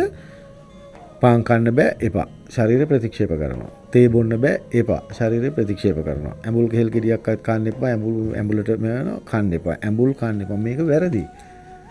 අපේ ශරීරයට මේ අවශ්‍ය කරන ආහාර කියලා ස්වභාවිකව අපිට දීලා තියෙන්නේ මේ ආහාර අරගෙන ජීවත් වෙන්න. සහ අපේ මනස තෘප්තිමත් කරගන්න. අපිට වෙන දෙයක් නැහැනේ. හරියම්ම කරන දේවල් කොන්ක්‍රීට් කොටවල ගැව්වත් හරිද? යාන වාහන ගත්තත් මොනවා කරත් අපේ ඇඟට දැනෙන්නේ මේ මම නම් ආදරන මතයට දෙකයි. ශරීර වින්දනයයි ආහාරයේ රසයයි. ඒතකොට මේ දෙකම භුක්ති විඳින්න බැරි නම් අපි මේ ජීවිතේ පැය 24ක් තිස්සේ පුළුවන් තරම් වද විඳලා හම්බ කරලා මොනවද අපි කරන්නේ? කරන නැති දෙයක් නෑ. එතකොට අපි වෛද්‍යවරු හැටියට අපිට හැකියාවක් තියෙනෝනේ පුද්ගලයා නිරෝගී කරන විදිහට වාතාවරණය හදලා ඒ ශරීරය නිරෝගී සහ ප්‍රකෘතිමත් කරලා ඒ தත්ත්වය හදන්න අපි ඇත්තටම අපේ තියෙන වගකීමක් යුතුයකම. එතනින් එහාට අරවැනි විහරණ තත්ත්වයන් අපි පැහැදිලි කරලා දෙන්න ඕනේ. අනවශ්‍ය විදිහට යන්න එපා. එතකොට රෝගී ඒකත් අපේ වගකීමක් සහ යුතුයකම. නමුත් මේ වෙනකොට මම දකින දේ තමයි මිනිස්සු ආහාරයට බයයි. මගුල් ගෙදරක ගියත් කාලා බීලා විනෝද වෙන්නයි යන්නේ. නමුත් කන්න බෑ. අර බේරනවා මේව බේරනවා. මෙහෙම අවශ්‍යතාවයක් නැහැ. අපිට මට දෙයක් පිටින් බුදුන්ගේ සරණේ මගේ ළඟ තියෙන ඖෂධ ටික රෝගීන් පාවිච්චි කරොත් ආහාරයට බේවීමක් අවශ්‍යතාවයක් ඇත්තේම නැහැ. හැබැයි අර මම කියන්නේ ක්‍රමානුකූලව. ඒකත් අපි ඉගෙනගෙන කන්න ඕන කොයි විදිහටද අර වෙනස්කම් පිළිබඳව අවබෝධයක් ඇතුව ආහාර වලට බය වෙනවා. තෙල් කන්න පුළුවන්. හැබැයි කෘත්‍රිම ආහාර මෙතෙන්දී ඔක්කොම හොඳයි කියන්න අපිට බෑනේ. ඒ කියන්නේ රසකාරක දාලි ඉවර වෙලා කාලයක් තිස්සේ මේක තියාගන්න ඕන කරන උදව් කරලා ඒ කරන කූට්ට කූප වැඩ අනුමත කරන්න බෑ. ඒක ශරීරයට නරකයි. ඒක ගියපුවාම මම නෙමේ මොන වෛද්‍යවරයෙක් මොන ඖෂධයක් දුන්නා සමහරට ඒකට ප්‍රතිවිරුද්ධව අර රසායනික ක්‍රියාවලිය බලපාලා මිනිස්සෙක් රෝගී කරන්න පුළුවන්. එතන ඒක අනුමත කරන්න බෑ. නමුත් අභ්‍යන්තරිකව මේ ජීර්ණ ක්‍රියාවලිය සක්‍රිය කිරීම වෛද්‍යවරු වශයෙන් අපේ වගකීම. එතකොට අපිට නිසි ඖෂධ තියෙන්න ඕනේ. ප්‍රතික්ෂේප කිරීම මම අනුමත කරන්නේ නැහැ. ඒක ඕක තමයි තත්ත්වය. ඔව්. වෛද්‍යතුමනි තව කාරණාවක් තමයි මේ දියවැඩියාව හැදෙනකොට මදුමේහ රෝගෙන් පෙළෙන කෙනෙක් අර ඔබතුමා කලින් සඳහන් කළා වගේ මේ සීනි කණ්ඩ ගොඩක් ප්‍රියතාවයක් දක්වනවා. වැඩියෙන් පැණි රහ කන්න ඉල්ලනවා. හිත ඉල්ලනවා. වෛද්‍යතුමනි මොකද්ද මේකේ තත්ත්වය? මොකද්ද මේ ඔබතුමා කොහොමද මේක මේ ආයුර්වේදය අනුව පැහැදිලි කරන්නේ? පැහැදිලිවම මම කිව්ව දැන් ඔබතුමාට සීනි කියලා කියන්නේ අපි තේ එකකට දාන හදාගෙන තියෙන එකත් සීනි. එතකොට අපි හිතමු ග්ලූකෝස් කියලා. ග්ලූකෝස් සීනිනේ. දැන් ක්‍රීඩකයෙක් ජව සම්පන්න ඔහු ක්‍රීඩාවේ යෙදෙනවා නම් ශක්තියට ප්‍රධාන වශයෙන් අපි දෙන්නේ ග්ලූකෝස්. ඉක්මනින්ම දෙන ආහාරය. එතකොට මොකද සීනි කියන එකේ තේරුම තමයි ඉතා ඉක්මනින් ශරීරයට මේක ජීර්ණය වෙලා අවශෝෂණය වෙලා ශක්තිය බවට පරිවර්තනය කිරීමේ හැකියාවක් තියෙනවා. රසය ගත්තොත් රසයි. එතකොට දැන් ඔබතුමා කිව්වා වගේ දියවැඩියා රෝගියෙකුට වැඩිපුර පැණි රස කන්න ආස වෙනවා. හේතුව මොකද? මම දකින විදිහට මානසික තත්ත්වයක්. මොකද දැන් මට සීනි හොඳ නෑ කියලා තියෙන මනසේ ස්වභාවය තමයි නිතරම තමන් ඒ මනස ආසා කරන මනස කැමති වෙන දේ ප්‍රතික්ෂේප කරන්න වැඩිපුර මනසේ පිළිබඳව කල්පනා කරන්න පටන් ගන්නවා. ඒ කියන්නේ ශරීරයට අවශ්‍ය නිසාවත් මේක මේ රෝගයට මුලපද වෙලාවත් නෙමෙයි. මම හිතන්නේ මේක පැහැදිලිවම සිද්ධ වෙන්නේ අර මට හිතෙනවනේ දැන් මම සීනි කන්න හොඳ නෑ. හැබැයි මම පැණි රසට ආසයි. එතකොට මේක කන්න බයයි. දැක්කොත් කවුරු හරි මේක එපා කියනවා. එතකොට හොරෙන් කන්න හිතෙනවා. හරිද? ඕක මානසික තත්ත්වයක් මිසක අනිවාර්යයෙන්ම මේ සීනි රෝගය නිසා මගට ඇති වෙන තත්ත්වයක් නෙවෙයි. ඊගාවට මේ සීනි කියන්නේ ප්‍රබලම ඉක්මනින්ම ශක්තිය ජනනය කරන්න පුළුවන් දෙයක් නම් මේක අවශෝෂණය කර ගැනීමේ හැකියාව ශරීරයට තියෙනවා නම් දියවැඩියා රෝගියාට සීනි ගත්තපුවම වැඩිපුර සීනි පෙන්වන්නේ දැන් අපි මේ දෙන ඖෂධවල මේක ශක්තිය බවට නැත්තම් රුධිර ධාතුව බවට පත් කිරීමේ හැකියාව අඩු නිසානේ. එතකොට මේ හැකියාව ඇති කිරීම අපි කරනවා නම් මේ දෙන බේත් වලින්. දැන් අපි රුධිර පරීක්ෂණයක් කරලා හරි හොඳයි 110ටම තියෙනවා. කිසි ප්‍රශ්නයක් නැහැ. එතකොට අපි අර විදිහට කෑමත් පාලනය කරනවා. දියවැඩියා රෝගියා වාඩි වෙච්ච තැන නිින්ද යනවා. එතකොට ඔහුට සාමාන්‍ය එදිනෙදා දිවියේ හරියම විදිහට වැඩක් කරන්න බෑ. හරි වෙහෙසයි. ඊට පස්සේ ඇඟපත ඔක්කොම රිදෙනවා. එතකොට මේ වගේ තත්ත්ව තියෙනවා. හැබැයි සීනි හොඳයි. මම කියනවා මම ගානට කන්ට්‍රෝල් කරගෙන මම වැඩිපුර කන්නේත් නැහැ. මොකද මම වැඩක් කරගන්න බෑ. මනුස්සයට කල්පනාවක් නැහැ. මේක එතකොට හරිද? පැහැදිලිව මෙතන ප්‍රතිකාර ක්‍රමේ වැරද්දක් තියෙනවා. මේක නෙමෙයි වෙන්න ඕනේ. අපිට බෙහෙත් නම් වැටුනේ ශරීරයට අර ක්‍රියාවලිය කිසි දෙයක් සිද්ධ වෙන්න බෑ. ඊට පස්සේ තුවාලයක් මේ හැදුනයින් පස්සේ මේක සුව වෙන්නේ නැත්තේ සීනි නිසා නම්. හැබැයි අපි මේකට ඉන්ජෙක්ෂන් වලින් හරි මොනවායින් හරි මේ හෝමෝන් එක දිගටමත් ගහ ගන්නවා. හැබැයි තුවාලේ සනීප කරගන්නත් අපිට බැරි නම් ඇත්තටම මෙතන අපේ වැරද්දක් තියෙනවා. එතන පැහැදිලිවම මම දකින්නේ අපි යම් විදියකින් මේ හඳුනාගත්ත ක්‍රමවේදය සහ මුලින්ම වැරදි. ඒක නිසා දැන් ඔබතුමා අහපු ප්‍රශ්නෙට එහායි මම ගොඩක් දුරට කතා කරගෙන ගියා. ඉතින් මේ ඒක එහෙම එකක් නෙමෙයි වෙන්නේ කියන්නේ. අධිකව ඒකට කෑදරකමක් ඇති වෙන්නේ මනසෙන් ඇති කරගන්න ප්‍රශ්නයක් නිසා මිසක රෝගය නිසා නෙමෙයි. ඔව්. වෛද්‍යතුමනි මම ගොඩක් සතුටු වෙනවා ඔබතුමාගේ පැහැදිලි කිරීම පිළිබඳව. ඒ කියන්නේ මම ඔබතුමාට යොමු කරන ප්‍රශ්නය ගත්තාම ඔබතුමා ඒ වටපිටාව සකසගෙන හරි අපූර්වට පිළිතුරු ලබා දෙනවා. ඉතින් ඒක බොහොම අගය කළ යුතු කාරණාවක් වෛද්‍යතුමනි. විශේෂයෙන්ම ඒ හැකියාව තමයි අපේ ප්‍රේක්ෂකයින්ට ඔබතුමා කියන කාරණාව වටහා ගැනීමට හේතු වෙන්නේ. වෛද්‍යතුමනි දැන් සීනි දැන් මේ පැණි රස කියන කාරණාව ගත්තාම අපේ ප්‍රේක්ෂකයින්ට තවත් ගැටලුවක් ඇති වෙනවා මේ පළතුරු වර්ග. පළතුරු වර්ග කිව්වම අපි දන්නවා කොහොමත් සීනි තමයි. වෛද්‍යතුමනි මේ පළතුරු වර්ග අනුභව කිරීම සම්බන්ධයෙන් ඔබතුමා කොයි වගේ මතයක් දරන්නේ? පැහැදිලිවම සාමාන්‍යයෙන් තියෙන දෙයක් පළතුරු වර්ග කියන එක මේ රටේ හැමදාම එක විදිහට තියෙන දෙයක් නෙමෙයි. කාලෙන් කාලයට වාරෙන් වාරයට තමයි පළතුරු අපට ලැබෙන්නේ. එක එක වර්ග එක එක කාල වකවානු වලට අනුව එනවා. එතකොට කොයිම දෙයක්වත් ශරීරයෙන් බැහැර කරනවා ප්‍රමාණයට අරගෙන එතනින් පස්සේ වැඩිපුර ප්‍රමාණය ශරීරයෙන් බැහැර කරනවා. ඒක නරකක් හැටියට ශරීරයට බලපාන්නේ නැහැ. හැබැයි මෙහෙම නරක වෙන්න පුළුවන්. දැන් සීත කියන සෙම වඩන කියන පළතුරු වැඩිපුර අනුභව කරොත් සෙම වර්ධනය වෙන්න පුළුවන්. උෂ්ණය කියන පළතුරු වැඩිපුර අනුභව කරොත් උෂ්ණය වැඩෙන්න පුළුවන්. හැබැයි මේ දෙක අතර අපි උෂ්ණය සහ සීත කියන දෙකට ක්‍රියාත්මක වෙන්න පුළුවන්. ඒ කියන්නේ සුදුසු ශරීරමය ක්‍රියාවලියක් හදන්න පුළුවන් ඖෂධමය ශක්තිය අපට තියෙනවා නම් යම් විදියකින් මේවා කන්න එපා කියනවත් වැඩිපුර කන්න එපා කියනවත් ප්‍රශ්නයක් නැහැ. ඒක මම අත්දැකීමෙන්ම සහ වෛද්‍යවරයෙක් හැටියට එපා කියන්න පුළුවන්. ඔබතුමාට මේ වැඩිපුර කන්න එපා මෙහෙම වෙයි කියන්න පුළුවන්. කිව්වට කෑවට කමක් නැහැ. කන්න ඕනේ. මගේ මතය මිනිස්සෙක් හොඳින් තමන් තෘප්තිමත් වෙන්න ඕනේ. මේ ජීවත් වෙන්න තියෙන අවුරුදු 80යි වැඩි. ඕකිනු සමහරට මේ තියෙන මේ නිදහංගත රෝගයි කියනකොට ප්‍රෙෂරුයි කොලෙස්ටරෝලුයි අරවයි මේවා කතා කර අපි කරන්නේ මේ මනස අතෘප්තිමත් කරගන්නවා. එතකොට මේක වැළැක්වන්නට ඕනේ. එතකොට ඔබ බය නැතුව ආහාර ගන්න. බය නැතුව ආහාර ගන්න පුළුවන් වෙන විදිහට අවශ්‍ය වටපිටාව ඖෂධ වලින් සහ ශරීර ශක්තිය ඇති කරන ඖෂධ වලින් හදාගෙන නිර්භයව ආහාර ටික අරගෙන මොකද මම උතන දරන සහ අද මම අත්දකින වැරදිම මහා භයානක තත්ත්වයක් තියෙනවා අපි බෞද්ධ ආගමිකයෝ. එතකොට බෞද්ධ දර්ශනය තුල තියෙනවා අපිට තවත් උත්පත්තියක්. ඒ උත්පත්තිය තුළට යන්න අපි කියනවා නිවන් දකින්නයි කියලා දෙව් මිනිස් සැප කෙලවර. දෙව් මිනිස් සැප කෙලවර නිවන් දැකීම. නිවන් අවබෝධ කර ගැනීමයි ජනවහර එන්නේ. එතකොට මේ මිනිස් සැප කියනකොට අපි මේ මනුෂ්‍ය ලෝකෙට ඇවිල්ලා මනුෂ්‍ය සැප භුක්ති විඳින්න ඕනේ. ඒ මනුෂ්‍ය සැප භුක්ති විඳිනවා කියනකොට පළවෙනියටම ආහාර ටික ගන්න අපිට හැකියාවක් තියෙන්න ඕනේ, රස ආහාර. එතකොට මේක නැතුව දැන් මට දියවැඩියාව හැදිලා මම ඉන්නවා. මට ගෙදර ඔක්කොම දැන් බොහොම මාව පරිස්සම් කරගන්නවා. හැමදේම පාලනය කරලා ආහාරත් පාලනය කරලා බෙහෙතුත් දීලා මාව අරගෙන යනවා. ටික කාලයක් ගිහිල්ලා ඔන්න කොලෙස්ටරෝල් කියන කතාවට එනවා. ඊට පස්සේ ආහාර පාලනය කරන්න ඕන, තෙල් කන්න හොඳ නෑ මො වෙනවා.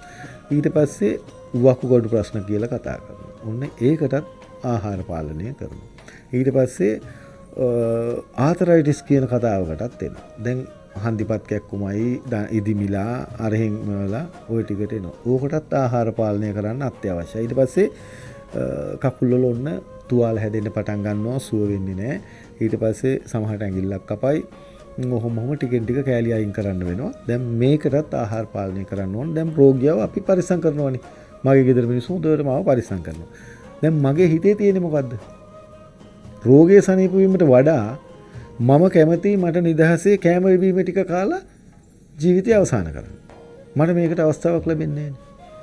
බලහත්කාරයෙන්ම මාව හොඳින් ආරක්ෂා කරන ඇත්ත. හරිද? මට ආදරේට මගේ පවුල උදවිය මාව හොඳින් පරිස්සම් කරනවා. හැබැයි මගේ මනස අප්‍රතිමත්. මෙතනින් ගිහිල්ලා ඉවරලා ඊට පස්සේ මම මරණාසන්න මොහොතට එනකොට මම මානසික වශයෙන් ප්‍රේතෙක්. මම කැමරට ගිජුයි. මට අවශ්‍ය දේවල් කන්න ලැබුණේ නැහැ. ඒ පිළිබඳවයි මගේ මනස තියෙන්නේ. මට නෑ මේ රෝගය සනීප කරගෙන ජීවත් වෙන්න තියෙන අවස්ථාවට වඩා මම පසුතැවෙනවා. හොඳට කැම වේලක් කන්න බැරි වෙච්ච එක ගැන. එතනින් පස්සේ මම මේ මරණාසන්න මොහොතේදීත් මට හිතුණොත් තෙල් දාපු කෑමක් කන්න මං ආසයි. පැණි රස කන්න ආසයි. හැබැයි මරණාසන්න මොහොතේදීත් කියනවා අපෝ බෑ. හරිද? පාලනය කරලා චුට්ටක් දෙනවා. අන්තිමට කොහෙද අපි යන්නේ? මරණින් පස්සෙවත් අපිට නිදහසක් තියෙනවා. අපි යන්නේ තනිකරම പ്രേත ලෝකෙකට. අද මේ වර්තමානයේ අහලා බලනකොට තියෙන දේවාල තියෙනවානේ හැම තැනකම බිහි වෙලා. ওই දේවාල වල කවුරුත් දෙවියෝ නැහැ. ඔය ඉන්නේ අපේ මේ මිනිස්යා වශයෙන් ජීවත් වෙච්ච අය මිය ගියායින් පස්සේ ඇති වෙන තත්ත්වය තමයි පෙන්වන්නේ. එතනින් පස්සේ ගෙවල් වලට තියෙන ප්‍රශ්න බලන්න කරදර කොච්චරද කියලා ඥාතීන් ගෙවල් වලට කියන්නේ නැහැ. මේකට ප්‍රධාන හේතුවක් තියෙනවා. පුද්ගල ආසාවට, දේපල ආසාවට වඩා ආහාරමය වශයෙන් තියෙන අඩුපාඩු ලොකු කතාවක් ඕක. මොහොම ප්‍රශ්නයක් ඇත්තටම ඇති කරන්නේ අපි. ඔව්. වෛද්‍යතුමනි දැන් මේ කාරණාවත් එක්ක ගත්තාම විශේෂයෙන්ම අපේ ආහාර එක්ක සම්බන්ධලා තියෙන අපේ ජීවිතය අපි බොහොම බලහත්කාරයෙන් අපි වෙන් කරගන්න හදනවා කියන කාරණාව තමයි තියෙන්නේ. නමුත් ඉතින් අපි කොහොමද අපේ රිලැක්ස් ලයිෆ් එකකට මේ කියන කාරණාවන් සම්බන්ධ කරගන්නේ? අපි එහෙමනම් අපි ජීවත් වෙන්නේ අපිට කොහෙද අපේ ජීවිතයට ආදරය කරන්න? ඉතින් ඒ නිසා තමයි අපි මේ වැඩසටහන් හරහා ඔබව දැනුවත් කරන්නේ, ඔබට ඔබත් එක්ක සංවාදයකට ඇති මුල පුරන්නට සූදානම් වෙන්නේ. අපි අපේ ජීවිතය නිරෝගීව පවත්වාගෙන ගියොත් අපිට මේ කිසිම ගැටලුවක් ඇති වෙන්නේ නැහැ. ඒ නිසා තමයි ලෙඩක් හැදෙන්නට කලින්, බෙහෙත් බොන්නට කලින් ඔබට ඔබව නිරෝගී කරන්නට ඒ අවශ්‍ය කරන පාර පෙන්වන්නට තමයි මේ විදිහට අපි රිලැක්ස් ටීවී ඔස්සේ මේ ආකාරයට වැඩසටහන් අරගෙන ඉන්නේ. වෛද්‍යතුමනි, අපි තව කාරණාවක් කතා කරන්නට ඕන. විශේෂයෙන් මේ පිෂ්ඨය අධික ආහාර, පිටි ආහාර තමයි අපිට වැඩිපුරම ගන්නට හම්බෙන්නේ. දැන් පත් පිඟානක් බෙදාගත්තත් ඒකේ වැඩිපුරම තියෙන්නේ පිටි. බත් එක්කලා තව ලොකු වල කැලි දෙක තුනකුත් තියෙනවා. දැන් මේ පිටි ආහාරවල යම්කිසි පාලනයක් කරගන්නට ඕනද? කොහොමද වෛද්‍යතුමනි අපි ටිකක් කෙටියෙන් පැහැදිලි කරගන්නේ? පැහැදිලිවම අපිට වෛද්‍යවරයෙක් හැටියට ඒක ඔව්. අපි පිෂ්ඨ අධික ආහාර අධිකව ගැනීම හොඳ නැහැ. හැබැයි අපි සමතුලිත ආහාරයක් කියලා කියනවානේ. එතකොට සමතුලිත ආහාරයක් කියනකොට අද අපේ ප්‍රධාන ආහාර වේල බත. පිෂ්ඨය තමයි. එතකොට අපිට අධිකව ගැනීම කියන එක සාමාන්‍යයෙන් අපේ බෞද්ධ දර්ශන තුළ මධ්‍යම ප්‍රතිපදාවනේ තියෙන්නේ. එතකොට අපි මේ හැම දෙයක්ම සමතුලිත වෙන්න ඕන, මධ්‍යස්ථ වෙන්න ඕනේ. ඒක හරියටම හරි. හැබැයි මේ තුල පිෂ්ඨාධික ආහාර කියලා කියන්නේ සීනි. දැන් මధుමේහයට අපි කතා කරන ඒ සීනිම තමයි මේක මේ මොනවා ගත්තත් අපි ජීර්ණය කරන්න බැරි. ඒ කියන්නේ අපි යකඩ හෝ ලී කියන දෙයක් ආහාරයට නොගත්තොත් ඒ ඇරුණාම මේ වසවිස කියන දෙයක් හැර ශරීර විස වෙන අපි මේ ශරීරයට ගන්න සියලුම ආහාරයක් සීනි බවට තමයි පරිවර්තනය. ඒක තමයි අපි රස කොටස කියලා හඳුන්වන්නේ. එතකොට අපි මේ රස කොටස රුධිර ධාතුව බවට පරිවර්තනය කිරීමේ ක්‍රියාවලිය ශරීරය තුල හදන්නට ඕනේ. එතකොට ඒක කරොත්ින් අපි මම අර කිව්වා වගේ අපිට මේ පිෂ්ඨාධික ආහාර, මේදාධික ආහාර කොලෙස්ටරෝල් නැත්නම් පාචක පිට නිසියාකාරව ක්‍රියාත්මක වෙන. දැන් උදාහරණයකට සාමාන්‍යයෙන් අපිට හිතා ගන්න පුළුවන් ඔබතුමා මෙතෙක් නිරෝගීනේ. මෙතෙක් නිරෝගී. ඒ කියන්නේ ඔබතුමාගේ අභ්‍යන්තරික පාචක පිට හයිඩ්‍රොක්ලොරික් ඇසිඩ් එක හොඳින් ක්‍රියාත්මකයි. දැන් ඔබතුමා ඒ නිරෝගීකම තියාගෙන ඉන්නේ තෙල් කන්නේ නැතුව ඉඳලා නෙමෙයිනේ. බැදුම් කනවා, තෙල් කනවා. ඒතකොට ඒ ආහාර ගත්තයි කියලා ඔබතුමාට තාම රෝගය හැදිලා නැහැ. හේතුව තමයි අර අභ්‍යන්තරිකව මේ ක්‍රියාවලියට අදාළ කරන රසායනික කොටස් තවමත් නිවැරදිව නිෂ්පාදනය වෙලා ශරීර අභ්‍යන්තරයෙන් එනවා. ඉතින් මේක තමයි අපි හදන්න ඕනේ. නැවත මේක ඔබතුමාට යම් දෙයකින් අඩුපාඩුවක් වෙන බව ඔබතුමා කියනවා නම්, රෝග ලක්ෂණ පෙන්නනවා නම්, මට ඇවිල්ලා ඔබතුමා කියනවා නම් මට මේ රෝග තියෙනවා කියලා. ඉතින් අපි දන්නවා ඒක වෙන්න හේතුව වෙන මේ ආකාරය. එතකොට ඒකට අනුව අපි ඖෂධ අවශ්‍යයි අර දුර්වල වෙච්ච හෝමෝනය, දුර්වල වෙච්ච ධාතුව නැවත ප්‍රතිවර්ධනය කරන්න. ඉතින් මේක නොකරන තාක්කල් අපිට හැමදාම ওই කතා තමයි අහන්න වෙන්නේ. වෛද්‍යතුමනි, ඊටම පැහැදිලි කාරණාවන් අපට ලොකු දැනුමක් ලබා ගන්නට හැකියාව ලැබුණා. ඒ දැනුම ඔස්සේ අපට පුළුවන් තවදුරටත් මේ කතා බහ ඉදිරියට අරගෙන යන්නට. ඉතින් නැවතත් බොහොම ගෞරවයෙන් ආරාධනා කරනවා ඔබට රිලැක්ස් ටීවීත් එක්ක රැඳී සිටින්න. හැමෝටම කියන්න රිලැක්ස් ටීවී බලන්න. පියෝ ටීවී අංක 113න් ලයිෆ් එක රිලැක්ස් කරගන්නට තිබෙන හොඳම සහ වටිනාම අවස්ථාව.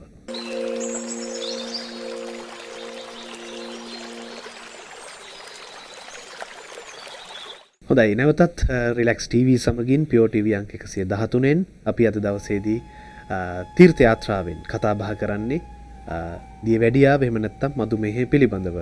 අපි අද දවසේදී මේ වැඩසටහනට සම්පත්දායකත්වය ලබා දෙන්නට අපි ආරාධනා කරේ පාරම්පරික දේශීය වෛද්‍ය නිහාල් සිසිර කුමාර මැතිතුමන්.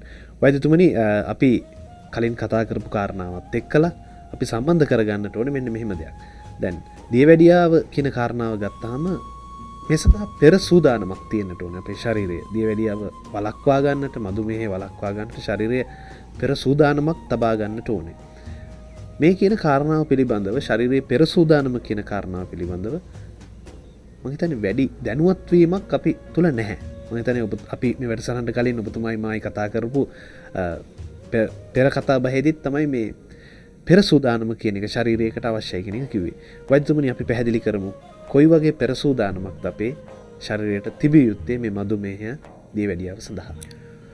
ඔව්, පෙර සූදානම කියලා කියනකොට අපි සාමාන්‍යයෙන් අපේ ජීවිතය අපි ගමුකෝ කුඩා අවදියේ ඉඳලා වැඩිහිටිය අවදිය දක්වා, වයෝවෘද්ධ අවදිය දක්වාම අපි ජීවිතය කතා කරමුකෝ. එතකොට අපි කුඩා අවදියේදී අපිට ඇත්තටම අවශ්‍යයි හොඳ ක්‍රියාශීලී කඩිසර වගේම ක්‍රීඩා කරලා නිදහසේ, මනස නිදහසේ තියාගෙන අධ්‍යාපන කටයුතුත් කරගෙන ජීවත් වෙන පරිසරයක් අවශ්‍යයි. එතකොට කුඩා අවදියේදී අද අපිට සිද්ධ වෙලා තියෙන දේ තමයි අධ්‍යාපනය කියන එකට මුල් තැන දීලා අපිට සිද්ධ වෙනවා ඒ ක්‍රියාකාරකම් කියන ඒවායින් බැහැර වෙලා. නමුත් දැන් අද මේක වර්තමානයේ බහුලවම කතා වෙනවා දරුවන්ට අවශ්‍යතාවය අවශ්‍යයි කියන එක. නමුත් අපිට පාලනය කරගන්න බැරුව තියෙනවා මේ අධ්‍යාපන රටාව මත දරුවෙක් නිසි අධ්‍යාපන තත්ත්වයට ඉදිරියට ගෙනියන්න නම්, ඔහුගේ අනාගතය නිසි ආකාරව ඇයගේ හෝ සදන්න නම් අපි අධ්‍යාපනයට මුල් තැන දෙන්නට ඕනේ. එතකොට වෙන දේ තමයි දරුවාගේ මේ මානසික සහ ශාරීරික ක්‍රියාවලිය වෙනත් මගකට යොමු කරලා එකම රටාවක එකම තැනකට අපි ගෙනියනවා. එතකොට මේක වැරදි. ඒ නිසා දැන් අපේ ජීවිතයේ අපිට තියෙන අත්දැකීම අපේ දැන් මේ වයසට එනකොට අපේ ඒ කාලේ අපිට මේ ප්‍රශ්න තිබුණේ අපි හොඳට ඇලදොලේ දුවල පැනලා මේ සාමාන්‍ය වෙල්ෙලියේ අපි ජීවත් වෙච්ච අය. දැන් මේක අපිට අපේ ජීවිතයේ අත්දැක්ක දේ. නමුත් අද අපේ දරුවන්ට අපිට මේක දෙන්න බැරි වෙලා තියෙනවා. එතකොට ඇත්තටම කිව්වොත් දැන් නාගරික පරිසරයක් ගත්තොත් අපි කියන ඔය සාමාන්‍යයෙන් වෙල්ෙලියක් බඩවැටියක් කියලා අපි හඳුන්වන ඔය ස්ථාන නැහැ දරුවෙකුට. එතකොට ඒකේ හේතුවක් හැටියට මේ මට මම පොඩි මතක් වෙච්ච කතාවක් ඔතෙන්ද කියන්නම්. දරුවෙක් දැන් එයා කැම්පස් යන සූදානම්. දරුවා කැම්පස් යන සූදානම්. නමුත් කතාවට ගිහිල්ලා ඉවර වෙලා මේ සුලංගිල්ල ගැන කතා කරපුවම මේ දරුවට සුලංගිල්ල අමතක වුණා. ඒක සුලංගිල්ල කියන්නේ මොකක්ද කියලා ඇහුවා. අධ්‍යාපනික මටයෙන් වශයෙන් අච්චර තැනක ඉන්නේ යා කැම්පස් එක ගැන අවධානයක් යොමු කරගෙන ඉන්න කෙනාට සුලංගිල්ල අමතක වුණා කියනකොට ඒක මොකක්ද කියලා ඇහුවොත් පුද්ගලිකව අපිට ලොකු ප්‍රශ්නයක් එනවනේ. නමුත් මේක සිද්ධ වුණා.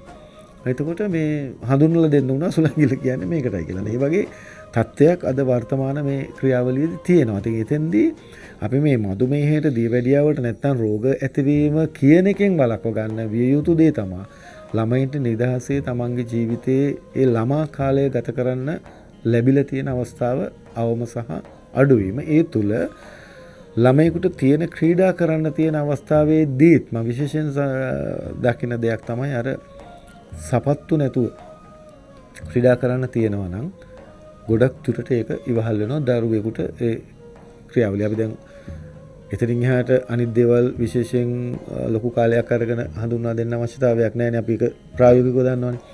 ඊට පස්සේ අපි තරුණ අවදියට එනවා. තරුණ අවදියට ඇවිල්ලා තියෙනකොට ඔන්න මට මතක් වුණා හොඳම අවස්ථාවක් අද මේ කාමුක දර්ශන නැත්නම් සාමාන්‍යයෙන් අපේ ශරීරයේ මේ වින්දනය කියන අවශ්‍යතාවයට මූලික වෙන දර්ශනාත්මක වටපිටාවක් ඒ කියන්නේ කාමුකත්වයට මුල් තැන දෙන ලෝකයක් ගොඩනැගිලා තියෙනවා. එතකොට මේ දරුවෙකුගේ ජීවිතේත් මේ විශේෂයෙන් දැන් මේ හෑන්ඩ් ෆෝන් එකේ ඉඳලා හැම දෙයක්ම ඉතින් ඔකට තියෙනවානේ කාර්මික මේ නවීන තාක්ෂණයේ මට්ටමෙනුත්. එතකොට මේ වගේ වුණපම මේ මනසට අවශ්‍ය කරන විශේෂයෙන්ම අධ්‍යාපනයට අමතරව මේ තියෙන ආගමික පැත්තෙන් මූලික වෙන්න ඕනේ අධ්‍යාත්මික සංවර්ධනයට ඉවහල් වෙන්න ඕනේ මේ ශරීර ක්‍රියාවලිය දුර්වල කරන්නට හේතු වෙන හේතුපාදක වෙන කාරණා සම්බන්ධව දරුවෝ දැනුවත් වෙන්න ඕනේ. දැන් මේකට වර්තමානයේ ඇවිල්ලා තියෙන දේ තමයි ලිංගිකත්වය කියන එක සාමාන්‍ය දෙයක් හැටියට ඔවුන් අවබෝධ කරන්නට අවස්ථාව දෙන්න ඕන කියන තැනට කතාවක් නැත්තම් අදහසක් ඉස්මතු වෙලා එනක. නමුත් ඒක නෙමෙයි ඇත්ත. මේ ජීවිතයේ ශරීර ක්‍රියාවලිය ආරක්ෂා කරන්න ප්‍රධාන වශයෙන්ම ධාතුන් වලින් 7 වෙනි අවස්ථාවට තියෙන ශුක්‍ර ධාතුව. මේක නිෂ්පාදනය වෙන්නේ ශරීරයේ ඊ타ත්ම අඩුවේ. මනුෂ්‍ය ශරීරයක රත්තරන් හා සමානව සලකන්න කියන ධාතුවක් තමයි මේ ශුක්‍ර ධාතුව කියලා කියන්නේ. එතකොට මේ ශුක්‍ර ධාතුවේ තියෙනවා ශක්තියක් විශ්වයේ තියෙන යම්කිසි බලයක් ශක්තියක් අපි අර විද්‍යුතය යම් විදියකින් ගමන් කරන්නේ ජලය තුලද එහෙම නැත්නම් ඔයිල් එකක් අතරින් ගමන් කරනවා වගේ මේ විශ්ව ශක්තිය ශරීරයට උත්පාදනය කරගන්න මූලිකම ශක්තිය හැටියට ජනනය වෙන මේ ඕජා බලය ඕජා ශක්තිය කියන එක රැඳිලා තියෙන්නේ මේ ධාතුව මත. එතකොට අපි මේ දරුවෙකුගේ හෝවා වැඩිහිටියෙකුගේ හෝවා තරුණයෙකුගේ හේවේවා මේ මානසික තත්ත්වයට අනවශ්‍ය විදිහට මේකේ යථාබෝධය නොදී කාමුකත්වයට මුල් තැන දෙන තත්ත්වයකට පත් කරායින් පස්සේ අපි කරන්නේ මේ ශරීරයේ වටිනාම කියන ශක්තිය ශරීරයෙන් බැහැර කරන එක. එතකොට මේකට දෙදෙනෙක් එකතු විය යුතු නැහැ අද. දරුවොත් ආයතා ක්‍රමවලට යොමු වෙලා සහ යොමු වෙන්න ඔහුගේ මනස ඉබේම යොමු කරනවා යොමු වෙනවා. එතකොට ඔහු හෝ ඇය ඒ සංවින්දනය අපි සාමාන්‍යයෙන් ඉතින් අපි දන්නම වචනේ කියමුකෝ. එතකොට ඒ කාරණය තුලදී මොකද වෙන්නේ? කුඩා කාලයේදීම අපේ අර වටිනාම ශක්තිය රත්තරන් වලට උපමා කරපු ශක්තිය අපේ ශරීරයෙන් බැහැර කරනවා. එතකොට මේක නිරන්තරයෙන් සිද්ධ වෙන්න ශරීර වර්ධන ක්‍රියාවලිය කුඩා කාලයේදීම එන හිටිනවා. එතකොට එතනින් එහාට ඔය දැන් කතා කරපු ඉදිරියට එන නිදහංගත රෝග කියන එක හැදෙන්න තියෙන අභ්‍යන්තරික ක්‍රියාවලිය සහ මුලින්ම වෙනස් කරලා දානවා. ඒක කුඩා කාලයේදීම මේ තියෙන වර්තමාන අනවශ්‍ය විකෘති වෙච්ච මානසික තත්ත්වයන් හදන ලෝකයේ තුල අපට නිරන්තරයෙන් හදනවා. ඊට පස්සේ අපි තරුණ අවදියට එනකොට මේක තවත් උත්සන්න වෙලා අපි කායික වශයෙන් දෙදෙනෙක් එකතු වෙලා මේ සම්බන්ධතාවයන් නැති කරගෙන ඇති වෙන ප්‍රශ්න විශේෂයෙන් බලපානවා. එතනින් එහාට ගියපුවාම අපි විවාහ ජීවිතයටපත් උනත් අපි දන්නේ නැහැ මේ විවාහ ජීවිතයේදී පළවෙනියෙන්ම මේක පවත්වන්නට අවශ්‍ය දරුවෙක් මේ ලෝකෙට බිහි කිරීම මූලික කරගෙන ඊට අමතරව අපි මේ ශරීරයෙන් ලබන වින්දනය තෘප්තිමත් වීම මේ ලෝකයේ තියෙන මිනිසෙකු ලබන උපරිමම සැපය සතුට භුක්ති විඳින්නට අවශ්‍යයි බොහොම සංයමයෙන්. එතකොට මේක නොදැන මේකට කාල වේලාවල් අපිට දීලා තියෙනවා. මිනිසෙක් එකතු වෙන්නට අවශ්‍ය මේ වේලාවල් ඒ වගේ සුදුසු දවස්, ඒ කියන්නේ සෞම්‍ය උෂ්ණ අධික නොවන දවස්, ඒ වගේ වේදකමේ බොහොම ගැඹුරට මේක කතා කරනවා. එතකොට මේ දේවල් මොනම විදියකින්වත් නිවැරදිව දරුවෙකුට හෝ වැඩිහිටියෙකුට තරුණයෙකුට කතා නොකර අපි මේකට බාහිරව මේක මේ සාමාන්‍ය දෙයක් කොටිම කිව්වොත් රෙදි ගලවගෙන පාරේ ගියයින් පස්සේ මේක දැක්කයින් පස්සේ වැඩි ගාණක් නැතුව යනවා කියන තැනට අපේ මනස දැන් ක්‍රමයෙන් හදලා තියෙනවා. ඉතින් ඒකට එහා ගියපු මේකේ ආරක්ෂාව තුළ අපි කියනවා තරුණ බඹසර රැකීම. එතකොට ස්ත්‍රියක් නම් ඇයගේ කන්‍යා භාවය සහ ඇයගේ තරුණියේ කන්‍යාවියක් හැටියට සිටීම. එතකොට ඕවා පරීක්ෂාවට ලක් කරපු මිනිස්සු ලක් කරේ සමහරක් වෙලාවට පවුල් වල තියෙන මතභේදයන් මත ඔයගේ අවශ්‍යතාවයන් සම්පූර්ණ කරගන්න මිසක එතනින් එහාට ගියපු මේ ආධ්‍යාත්මික වශයෙන් බලපාන ප්‍රධානම බලය ආරක්ෂා කරගන්න මේක ඉවහල් වෙනවා කියලා හඳුන්වා දීමක් තුල මේ තුල තියෙනවා ගැඹුරු දර්ශනයක්. ඒ කියන්නේ අපේ ජීවිතේ මරණින් එහාට යන ජීවිතය දක්වාම ප්‍රධාන වෙච්ච දෙයක්. එතකොට ඕක විශේෂයෙන් මම මේ වැඩිපුර කතා කළේ ඒක අද මේ වර්තමාන සමාජයේදී අපි ලබා දිය යුතුම පණිවිඩයක්. අපි රැකෙන්නට අවශ්‍යයි, ආරක්ෂා වෙන්නට අවශ්‍යයි. විශේෂයෙන්ම අපේ ශරීරය අපි නිරෝගීව තියාගන්න ආස නම් මද්ද්‍රව්‍ය, මත්පැන්, වසවිස, ඔය එතකොට ඔය අපි කුඩු කියන කතා ඕවගේ දේවල් ශරීරයට ඇතුල් කරගන්නවා හා සමානවම නොහිතන පැත්ත අපි මේ ජීවිතේ ඔය සප්න ධාතුන්ගෙන් වටිනාම ධාතුව ආරක්ෂා කරගන්නට අපි උගන්වන්නට ඕනේ. අපි දැනගන්නට ඕනේ. ඒක රැකගත්තාම අපේ ශරීරයේ ඔකේ රසායන දැන් අපේ අෂ්ටාංගික ආයුර්වේදයේ අපිට සඳහන් වෙනවා රසායන වාජීකරණ. එතකොට අපි වයෝ වෘද්ධ වෙනකොට අපිට රසායන බෙහෙත් වාජීකරණ බෙහෙත් කියන එක අවශ්‍යයි. මොකද ඒකෙදි අර මේ දුර්වල වෙමින් යන ශාරීරික මේ දුර්වල කරමින් ස්වභාවිකව පවතින තත්ත්වය යම් තාක් දුරට ආරක්ෂා වෙලා ශරීරය පවත්වා ගන්නට ඒ කියන්නේ අපි සාමාන්‍ය කියනවනේ වයසට ගිහිල්ලා එකතෙන් වෙනවා කියලා. එතකොට ඒ ජරා වලි පිලි නොමැතිව ජීවිතයක් පවත්වා ගන්නට වයසට ගිහිල්ලා ඉවහල් වෙනවා. මෙන්න මේ தත්ත්වෙන් අපේ ශරීරය අපි අවබෝධයෙන් ආරක්ෂා කර ගැනීම. වෛද්‍යතුමනි මම කල්පනා කරේ ඔබතුමා මේ කියන කාරණාවත් එක්කලා අපේ ආයුර්වේදයේ කොයිතරම් දුරට පුළුල්ව පැතිරිලා තියෙනවද කියන කාරණා. මොකද මේ දේශීය වෛද්‍ය ක්‍රමය ඇතුලේ දියවැඩියාව කියන එක ගත්තාම දියවැඩියාව කියන එක පාලනය කරන්න ඊ සඳහා ඒ පාලනයට අවශ්‍ය කරන පෙර සූදානම කියන කාරණාව කොයිතරම් දුරට යනවද කියන කාරණාව පිළිබඳව. ඉතින් අපිට හිතන්නට බොහෝ දේවල් තිබෙනවා මේ දේශීය වෛද්‍ය ක්‍රමේ අපිට මේවා බැහැර කරන්නට බෑ. කොයිම වෙලාවකවත් දැන් වෛද්‍යතුමනි මතයක් තිබෙනවා මේ දේවල් විද්‍යාගාරයක් තුලදී පරීක්ෂණ නලයක් තුලදී යම් කිසි දර්ශකයක් තුලින් ඔප්පු කිරීම හැර වෙනත් ක්‍රමයක් නැහැයි කියලා. නමුත් මේ දැන් මං ගාව තියෙනවා මේ වටිනා ශාස්ත්‍ර ග්‍රන්ථයක් අපිට බලන්න පුළුවන් චරක සංහිතාව කියලා. ඉතින් මේ ග්‍රන්ථයේ තියෙන්නේ මේ කාරණාවන් මේ ආයුර්වේදයේ අත්පොත මේ අමුළු ආයුර්වේදයේම රැඳිලා තිබෙන වෛද්‍යතුමනි අපි කතා කළා වගේ මේ ග්‍රන්ථය මත. ඉතින් මෙවැනි ග්‍රන්ථවල තමයි මේ කියන වැදගත් කාරණාවන් තියෙන්නේ.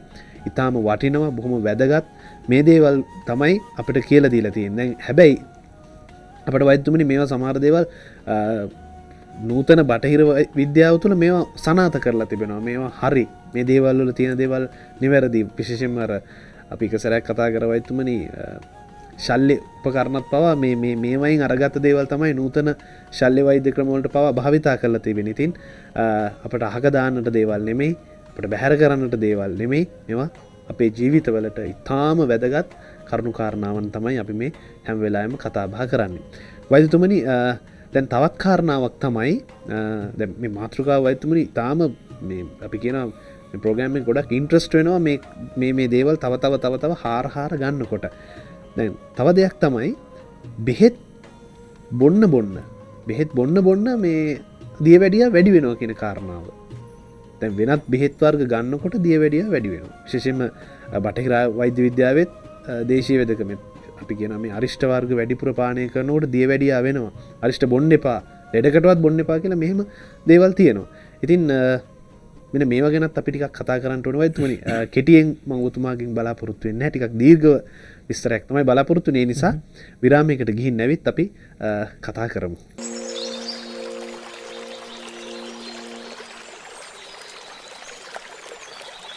රිලැක්ස් TV අපි අද දවසේදී තීර්ථ යාත්‍රාවෙන් කතා කරන්නේ දියවැඩියාව පිළිබඳව. විරාමයට මත්තෙන් ඉතා විශාල පැහැදිලි කිරීමක් කරා අපේ වෛද්‍යතුමන්. වෛද්‍යතුමනි විරාමයට කලින් ඔබතුමන්ට යොමු කළ ප්‍රශ්නය බෙහෙත් බොන්න දියවැඩියා වැඩි වෙනවා කියන කාරණාව තිබෙනවා. අරිෂ්ඨ වර්ග බොන්න එපා, දියවැඩියා වැඩි වෙනවා කියලා කියනවා. මොකද්ද වෛද්‍යතුමනි මේ ඖෂධ වර්ග භාවිතය සහ දියවැඩියාව නැත්නම් මధుමේහ එක තිබෙන සම්බන්ධතාවය? එතෙන්දී මම ඔබතුමාට සඳහන් කරන්නම් මට මේක දීර්ඝව කරුණු කිව්වට කමක් නැහැ කියලා කිව්වනේ. පුළුවන්. දැන් මේ ආයුර්වේද ක්‍රමය අපිට ඔබතුමා කිව්වා වගේ මේ විද්‍යාගාරයක පරීක්ෂණ නිරීක්ෂණ නිගමන තුල යන කතාවක් නෙමෙයි තියෙන්නේ. මේක පරීක්ෂණය නිරීක්ෂණය නිගමනය කරලා තියෙන්නේ අපි නෙමෙයි. දැනට වසර 3000කට එහා දුරාතීතයක් මේකට තියෙනවා. එතකොට ඒ කාලවකවානුව තුල අපිට එනවා ප්‍රජාපති දෙවියන්. මේක දේවත්වයෙන් සැලකිය යුතු මේක දහමක්. පැහැදිලිව මේක බුදුදහම හා සමගාමීව එකට බද්ධ වෙච්ච ධර්මයක්ම තමයි මේක.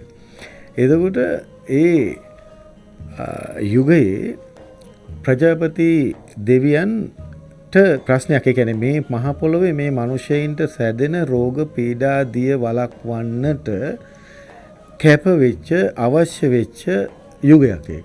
ඒ වකවානුවේ මේ අපි අද කතා කරන රෝග තිබිලා නැහැ. ඒගොල්ලන්ට රෝග හැටියට තිබිලා තියෙන්නේ මේ මුත්‍රා බඩගිනි වෙන එක රෝගයක්. රෝග නැති නිසා යම් විදියකින් රෝගයක් හැටියට හිතපු දේවල්.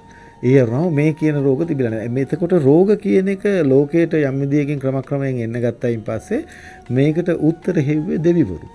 එතකොට එතෙන්දී ඒ ප්‍රජාපති දෙවියන් මේකට රෝගයට විසඳුම උගන්වනවා අශ්විනී කියන දෙවිවරු නිවුන් දෙවිවරු දෙදෙනෙකුට. ඊට පස්සේ ඒ අශ්විනී නිවුන් දෙවිවරු දෙදෙනාගෙන් ශක්‍ර දෙවියන්ට මේක උගන්වනවා. එතකොට ඒ ඊර්ෂ්‍ය යුගය ඒ වෙනකොට සාමාන්‍යයෙන් මට මතක හැටියට අග්නිවේශ ඊර්ෂීන් වහන්සේ, එතකොට ධන්වන්තරි ඊර්ෂීන් වහන්සේ ඉන්නවා, එතකොට භරත ඊර්ෂීන් වහන්සේ ඉන්නවා, එතකොට මේ චරක ඊර්ෂීන් වහන්සේ. එතකොට මේ අයට මේ වෛද්‍ය කර්මයේ පොළවට එන්නේ ඒ විදිහට. ඒ අයට තමයි මේක පළවෙනියෙන්ම ග්‍රහණය වෙන්නේ, උගන්වන්නේ. ඊට පස්සේ ඒ අය තමයි ක්‍රමක්‍රමයෙන් මේක යුගයෙන් යුගයට ඒ වකවානුන් තුලට වෙනස් වෙන ආකාරයට ඖෂධ වර්ග හඳුන්වා දෙමින්, රෝග හඳුන්වා දෙමින් ඒකට සුදුසු විදිහට මේ මහ පොළොවට මේක ගේන්නේ. එතකොට අපි අද ගෞරව දැක්විය යුත්තේ අපි බුදුන්ට යම් කිසිසේ ගෞරව දක්වනවද? එහා සමානව මේක දේවත්වයට වන්දනා කළ යුතු දේව කතාවක්. එතකොට අපි මේ රැකෙන්නේ දෙවියන්ගේ ආශිර්වාදයෙන් ලද ඖෂධ වල ශක්තියෙන් මිසක මේ වර්තමානයේ පවතින විද්‍යාත්මක සිද්ධාන්ත මත පදනම් වෙච්ච ලෝකෙක නෙමෙයි. ඒක නිසා මේ වෛද්‍ය කර්මයට වන්දනීය අවස්ථාවක් උදා වෙනවා අපි වෛද්‍ය ක්‍රමය කරන නිසා නෙමෙයි. හරිද? අපි මෙතන ලොකු පුද්ගලයෝ නෙමෙයි. ඒ අය ගෙනාපු මේ ලෝකයට දායාද කරපු දේ තුල තමයි අපි මේක යම් විදියක මේ මිනිස්සු අතරට දෙන්නේ. එතකොට ඒ තුල මම මේ කියන්න ගියපු කාරණාව අපි බෙහෙතක් හදනකොට දැන් මේ චරිත සංහිතාව හෝ වේවා අපිට පුස්කොළ පොතක් හෝ වේවා අපේ පාරම්පරික වෙදකමේ මේකට පාදක වෙච්ච පළවෙනියෙන් ඖෂධ ටික. ඊට පස්සේ මේකෙන් සුව වෙන රෝග ටික. මේක ඊට පස්සේ මේක අද්දුටුවයි ප්‍රත්‍යක්ෂයි කියලා තහවුරු කරලා අවසන් කරනවා. දැන් මේ ඖෂධයක් වෙනකොට එකක් නෙමෙයි. දැන් අපි වෙනිවැල් ගැට ගත්තොත් වෙනිවැල් ගැට කියන්නේ ඖෂධ සංයෝග කරන්න තියෙන එක මූලද්‍රව්‍යයක් පමණයි. එතකොට මේකට කොත්තමල්ලි කිව්වොත් තවත් එක මූලධර්ම මේ කියන මූලික කොටස කියන්නේ ඖෂධ වර්ග නැත්නම් ඒ කොටස් ගණනාවක් එකතු වීමෙන් ඖෂධයක් නිෂ්පාදනය වෙනවා. ඒකට යම් නම් ඇතුළත් කරලා තියෙනවා. දැන් විෂ්ණු චූර්ණය කියලා තියෙනවා. ඒක කෙලින්ම විෂ්ණු දෙවියන්ගෙන් ආශිර්වාද ලත් ඖෂධයක්. ඒක විෂ්ණු චූර්ණය නමින් තමයි හඳුන්වන්නේ. එතකොට මේ වගේ මේ ඖෂධ සංයෝග කිරීම සහ ඒ මාත්‍රාවට අනුකූලව නිසි ආකාරව ඒ ඍෂීන් වහන්සේලා කිව් ආකාරයට ඔවුන්ගෙන් ඔබට අපි ප්‍රතිඋත්තර හොයන්න නොගිහින් ඔවුන් ඒ ඍෂීන් වහන්සේලාට ගරු සරු ඇතුව ඖෂධ නිපද වෙනවා නම් එතනින් එහාට මේ ආයුර්වේදය කියන්නේ විශ්ම කර්ම ශක්තියක් තියෙන තැනක්. දැන් අද වෙලා තියෙන දේ තමයි ඔබ අහපු ප්‍රශ්නේදී අරිෂ්ටයක් කියන එක අරිෂ්ට වර්ග කීපයක් තියෙනවා. ඊට ඉක්මනින් නිෂ්පාදනය කරන්න පුළුවන්. නමුත් එතනින් එහාට කියපු අරිෂ්ට වර්ග තියෙනවා අපිට ඒ ඖෂධ වර්ග බරණ තුල බහලා මාස 3ක් පොළොව යට සාමාන්‍යයෙන් අඩි 3ක විතර ප්‍රමාණය වලක මේක ඒක මැටි බැඳලා කට හොඳට ආවරණය කරලා බහලා තියන්න ඕනේ. ඊට පස්සේ 3 මාසයකට පස්සේ තමයි මේක නිසි ඖෂධ විදිහට පොළවේ තියෙන උෂ්ණය සමග නිෂ්පාදනය වෙන්නේ හැදෙන්නේ. ඊට පස්සේ මේක අරගෙන අසුරන්න ඕනේ බෝතල් කරන්න ඕනේ විදුරු බෝතල් වල අසුරලා වර්ෂයකට පස්සේ යුක්ත බලා ලබා දීම තමයි නිවැරදි. දැන් අපි වර්තමානයේ ගත්තොත් බවුසර් කීයක් එකතු කරන්න පුළුවන් වෙයිද අපේ තියෙන ඖෂධ. දැන් මේක එක ඖෂධයක් නිෂ්පාදනය කරලා වර්ෂයකට පස්සේ නම් රෝගියාට දෙන්න තියෙන. ඊට ඉක්මනින් මේක කරීම කොතරම් අපහසුද කියලා හිතන්නකෝ. ඊට අමතරව තව තියෙන ප්‍රශ්නයක් තමයි නිවැරදි ඖෂධ අපට ලැබෙන්නේ නැහැ. ඊගාවට අපේ වෙද මහතුරු කොච්චරවත් කෑ ගහන අවශ්‍යයි කියන ඖෂධ ලබා දෙන්න අපේ බලධාරීන් උත්සාහවන්ත වෙන්නේත් නැහැ. එතකොට ඒ ඖෂධවල දැන් අපි කොච්චර දැන් සාමාන්‍යයෙන් ඉතින් අපි නිතරම කතා කරන ඔය නරකම කියලා හඳුන්වලා තියෙන ඖෂධයේ තියෙනවා ස්නායුගත ශක්තිය ප්‍රබලව වර්ධනය කරන මොළේ වර්ධනය කරන ප්‍රබල හැකියාව. ඉතින් එවැනි ඖෂධත් නැහැ. එතකොට මෙවැනි දුර්වලකම් තුල නිෂ්පාදනය වීම ඖෂධ ඔබ කියන ඔය කාරණේට හේතු වෙනවා. දැන් මේක දිගටම ගත්තොත් ඇල්කොහොල් මාත්‍රාව වැඩි නිෂ්පාදනයක් වෙලා තියෙන අරිෂ්ටයක් වෙලා. අරිෂ්ට වර්ගේ නමත් හරි ඔක්කොම හරි එක බෙහෙතක් ඒ ඔක්කොමත් හරි. නමුත් මේකේ ඇල්කොහොල් මාත්‍රාව වැඩි නම් ඒක ගත්තයින් පස්සේ අපිට උත්තේජන ශක්තිය ආවයින් පස්සේ පුද්ගලයා නිතර අර බෙහෙතක් නෙබොන්නේ. ගෙදරට රස්නෙකුත් නැහැ, අහලපහලට රස්නෙකුත් නැහැ. අරගෙන මේකට සමහර කෙනෙක් පෙළඹෙන්න පුළුවන්. මේක එක දිගට කොයිම දෙයක් වුණත් ඒ මාත්‍රාවෙන් එහාට වඩා වැඩිපුර ගියොතින් සිද්ධ වෙන දේ තමයි අහිතකර ප්‍රතිඵලයක් එන එක. එතකොට මේව අපිට වළක්වන්න බෑ. එතකොට මෙන්න වහපු ප්‍රශ්නෙට මම හිතන්නේ මම පැහැදිලි උත්තරයක් දුන්නයි කියලා. එතකොට මෙන්න මේ හේතු නැතුව අපිට නිවැරදිව ඖෂධ නිෂ්පාදනය කරලා රෝගීන්ට දෙන්න පුළුවන් නම් අපේ වේදකම අති විශිෂ්ටයි. ලෝකෙම ජය ගන්න පුළුවන් ශක්තියක් තියෙන ප්‍රබල දේවත්වයෙන් සැලකන්න පුළුවන් සහ සැලකිය යුතු දිව්‍යමය ගුණයක් තියෙන ඖෂධ තමයි අපි ළඟ තියෙන්නේ. හොඳයි වෛද්‍යතුමනි අපි තව කාරණාවකට අවධානය යොමු කරන්නට ඕනේ. ඔබතුමා විශේෂයෙන්ම කියන කාරණාවක් තමයි මේ සීනි මට්ටම 60යි 110යි අතර රඳවා තබා ගැනීම අත්‍යවශ්‍ය කාරණාවක් නෙමෙයි කියලා ඔබතුමා නිරන්තරයෙන් කියන කාරණාවක්. වෛද්‍යතුමනි මේක මේ දැන් බටහිර වෛද්‍ය විද්‍යාවේ බොහොම පැහැදිලිවම කියන කාරණා මේ මට්ටමේ තමයි සීනි තියාගන්න ඕනේ කියලා. නමුත් ඔබතුමා දේශීය වෛද්‍යවරයෙක් විදියට ඔබතුමා පළපුරුදු වෛද්‍යවරයෙක් විදියට ඔබතුමා කියනවා නෑ එහෙම එකක් නැහැයි කියලා. ඔබතුමා ඇයි මේ විදිහට ප්‍රකාශ කරන්නේ? මම ඔබතුමාට සඳහන් කළානේ දැන් මේ ශරීර ක්‍රියාවලියේදී අපේ සප්න ධාතු වර්ධනය කියන කාරණයක් සිද්ධ වෙනවා. ඔය කියන කාරණා මම කලින් පැහැදිලි කළානේ. ඒ අනුව අපි මේ වටිනාම ධාතුව රස කොටස තිබිය යුතු මාත්‍රාව තමයි අපි මේ හඳුනගෙන තියෙන්නේ. ඔය කියපු 60 110 අතර තියෙනවා නම් නිරෝගී පුද්ගලයෙක්. එහෙම නැත්නම් ඔහු දියවැඩියා රෝගයට නැත්නම් මధుමේහයට ලක් වෙච්ච පුද්ගලයෙක් කියලා මේ වෙනකොට හඳුනගන්න තියෙනවා. අපි මේ සියලුම දෙනෙක් මේ වෙනකොට මේ මතයට සියලු දෙයකින් එකඟ වෙලා. එතකොට අපේ දේශීය බෙහෙත් වල දැන් ඔබ අර කලින් යවුවා මේවා බෙහෙත් බොන්න දියවැඩියා වැඩි වෙනවා. මේක ඇරෙන්නේ නැහැ කියලා. එතකොට ඇත්තටම ඔබතුමා කිව්වා වගේම ඇයි මෙහෙම වෙන්නේ? පළවෙනිම කාරණේ ඔබතුමාට සරලවම ඔබතුමා ළඟම උත්තරේ තියෙනවා. එහෙමනම් අපිට බෙහෙත් හම්බෙලා නැහැ. බෙහෙත් කියන එක තියෙන්නේ මිනිස්යාව සුව කරන්න. එතකොට ඒක බෙහෙතක් නොවේ නම් තමයි අපි මේ කොච්චර මේක ගත්තත් රෝගය කියන එක සුව නොවෙන්නේ. එහෙමනම් කතාව හරිනේ. එතකොට එතන ඒ කාරණේට ඇවිල්ලා අපි ප්‍රතිකාර කළ යුතු වෙන්නේ මේ මැජික් එකක් වගේ අපි මේක බලලා ඉවර වෙලා මේ 110ටද තියෙන්නේ 300ටද තියෙන්නේ 200ටද තියෙන්නේ මේක ගණන් හදහද ගියපු පුද්ගලයෙක් ඔබ හොඳට හොයලා බලන්න ඔහුගේ හෝ ඇයගේ වයස සම්පූර්ණ වෙනකොට ඔහු හෝ ඇය ඉන්නේ කොතනද මේ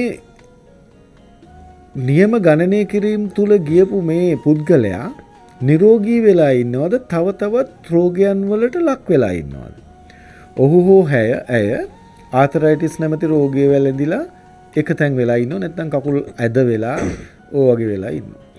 තව කෙනෙක් වකුගඩු ආසාදන වලට ප්‍රබලව බෙහෙත් ගන්නවා ඔපරේෂන්ස් වලට මෙච්චර කියයි ගණන් හිලව් හදාගෙන මහා භයානක තැනක ඉන්නවා. මේ తত্ত্বය ඇති වෙනවා නම් මම අහන ප්‍රශ්නය තමයි ඔබ බෙහෙත් බොනවද? බෙහෙත් බීවා නම් අපි හිතමුකෝ සීනි 110ට නෑ ඔබේ. බෙහෙත් ගන්න ඔබ ඉන්නේ 300යි 400යි කියලා. ඔබ ජීවත් වෙන්න බලාපොරොත්තු වෙනවද නොමැරි?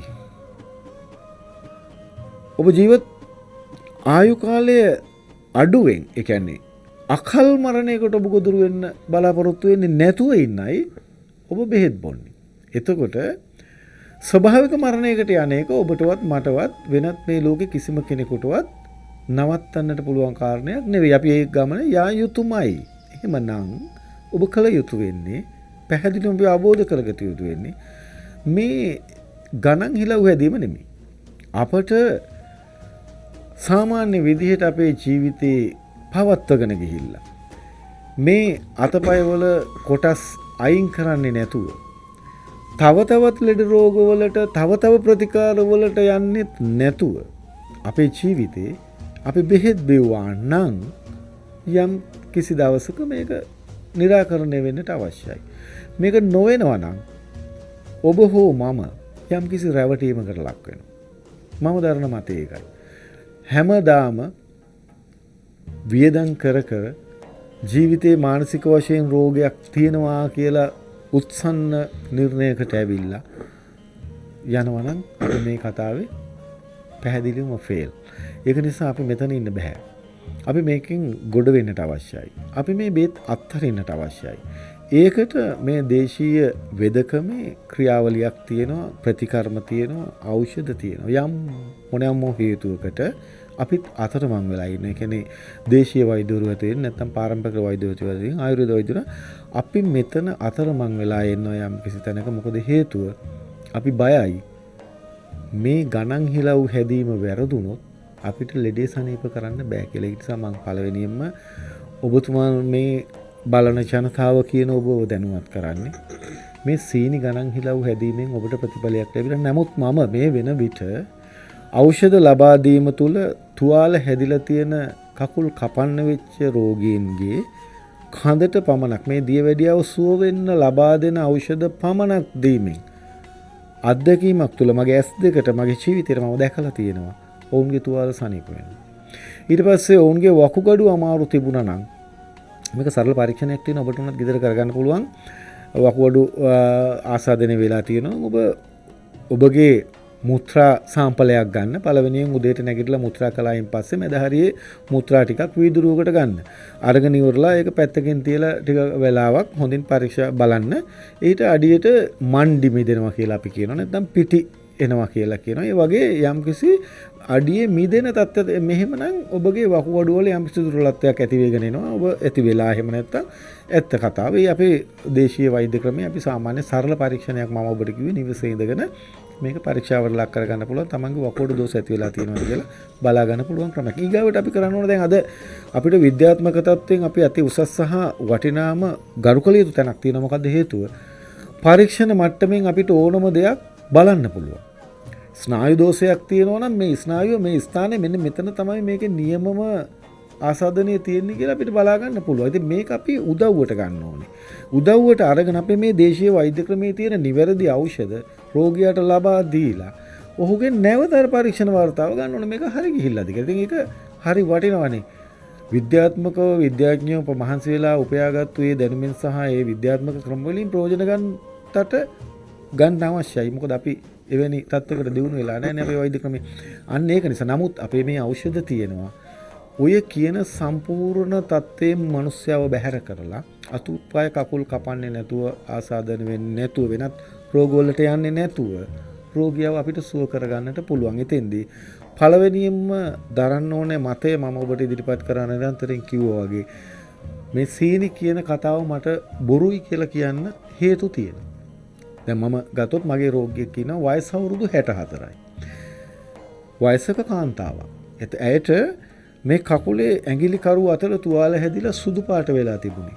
එතකොට මගේ ඖෂධ පාවිච්චි කරන්න පටන් ගත්තයින් පස්සේ මෑගේ මේ තුවාල සුව වෙලා ගියා. ඊට පස්සේ සති දෙකක මං හිතන්නේ කාල සීමාව ඇය මගේ ළඟට ඇවිල්ලා ප්‍රතිකාර ගන්න කතා කරන මොහොතෙත් ඇය නිදි කිරා වැටෙනවා.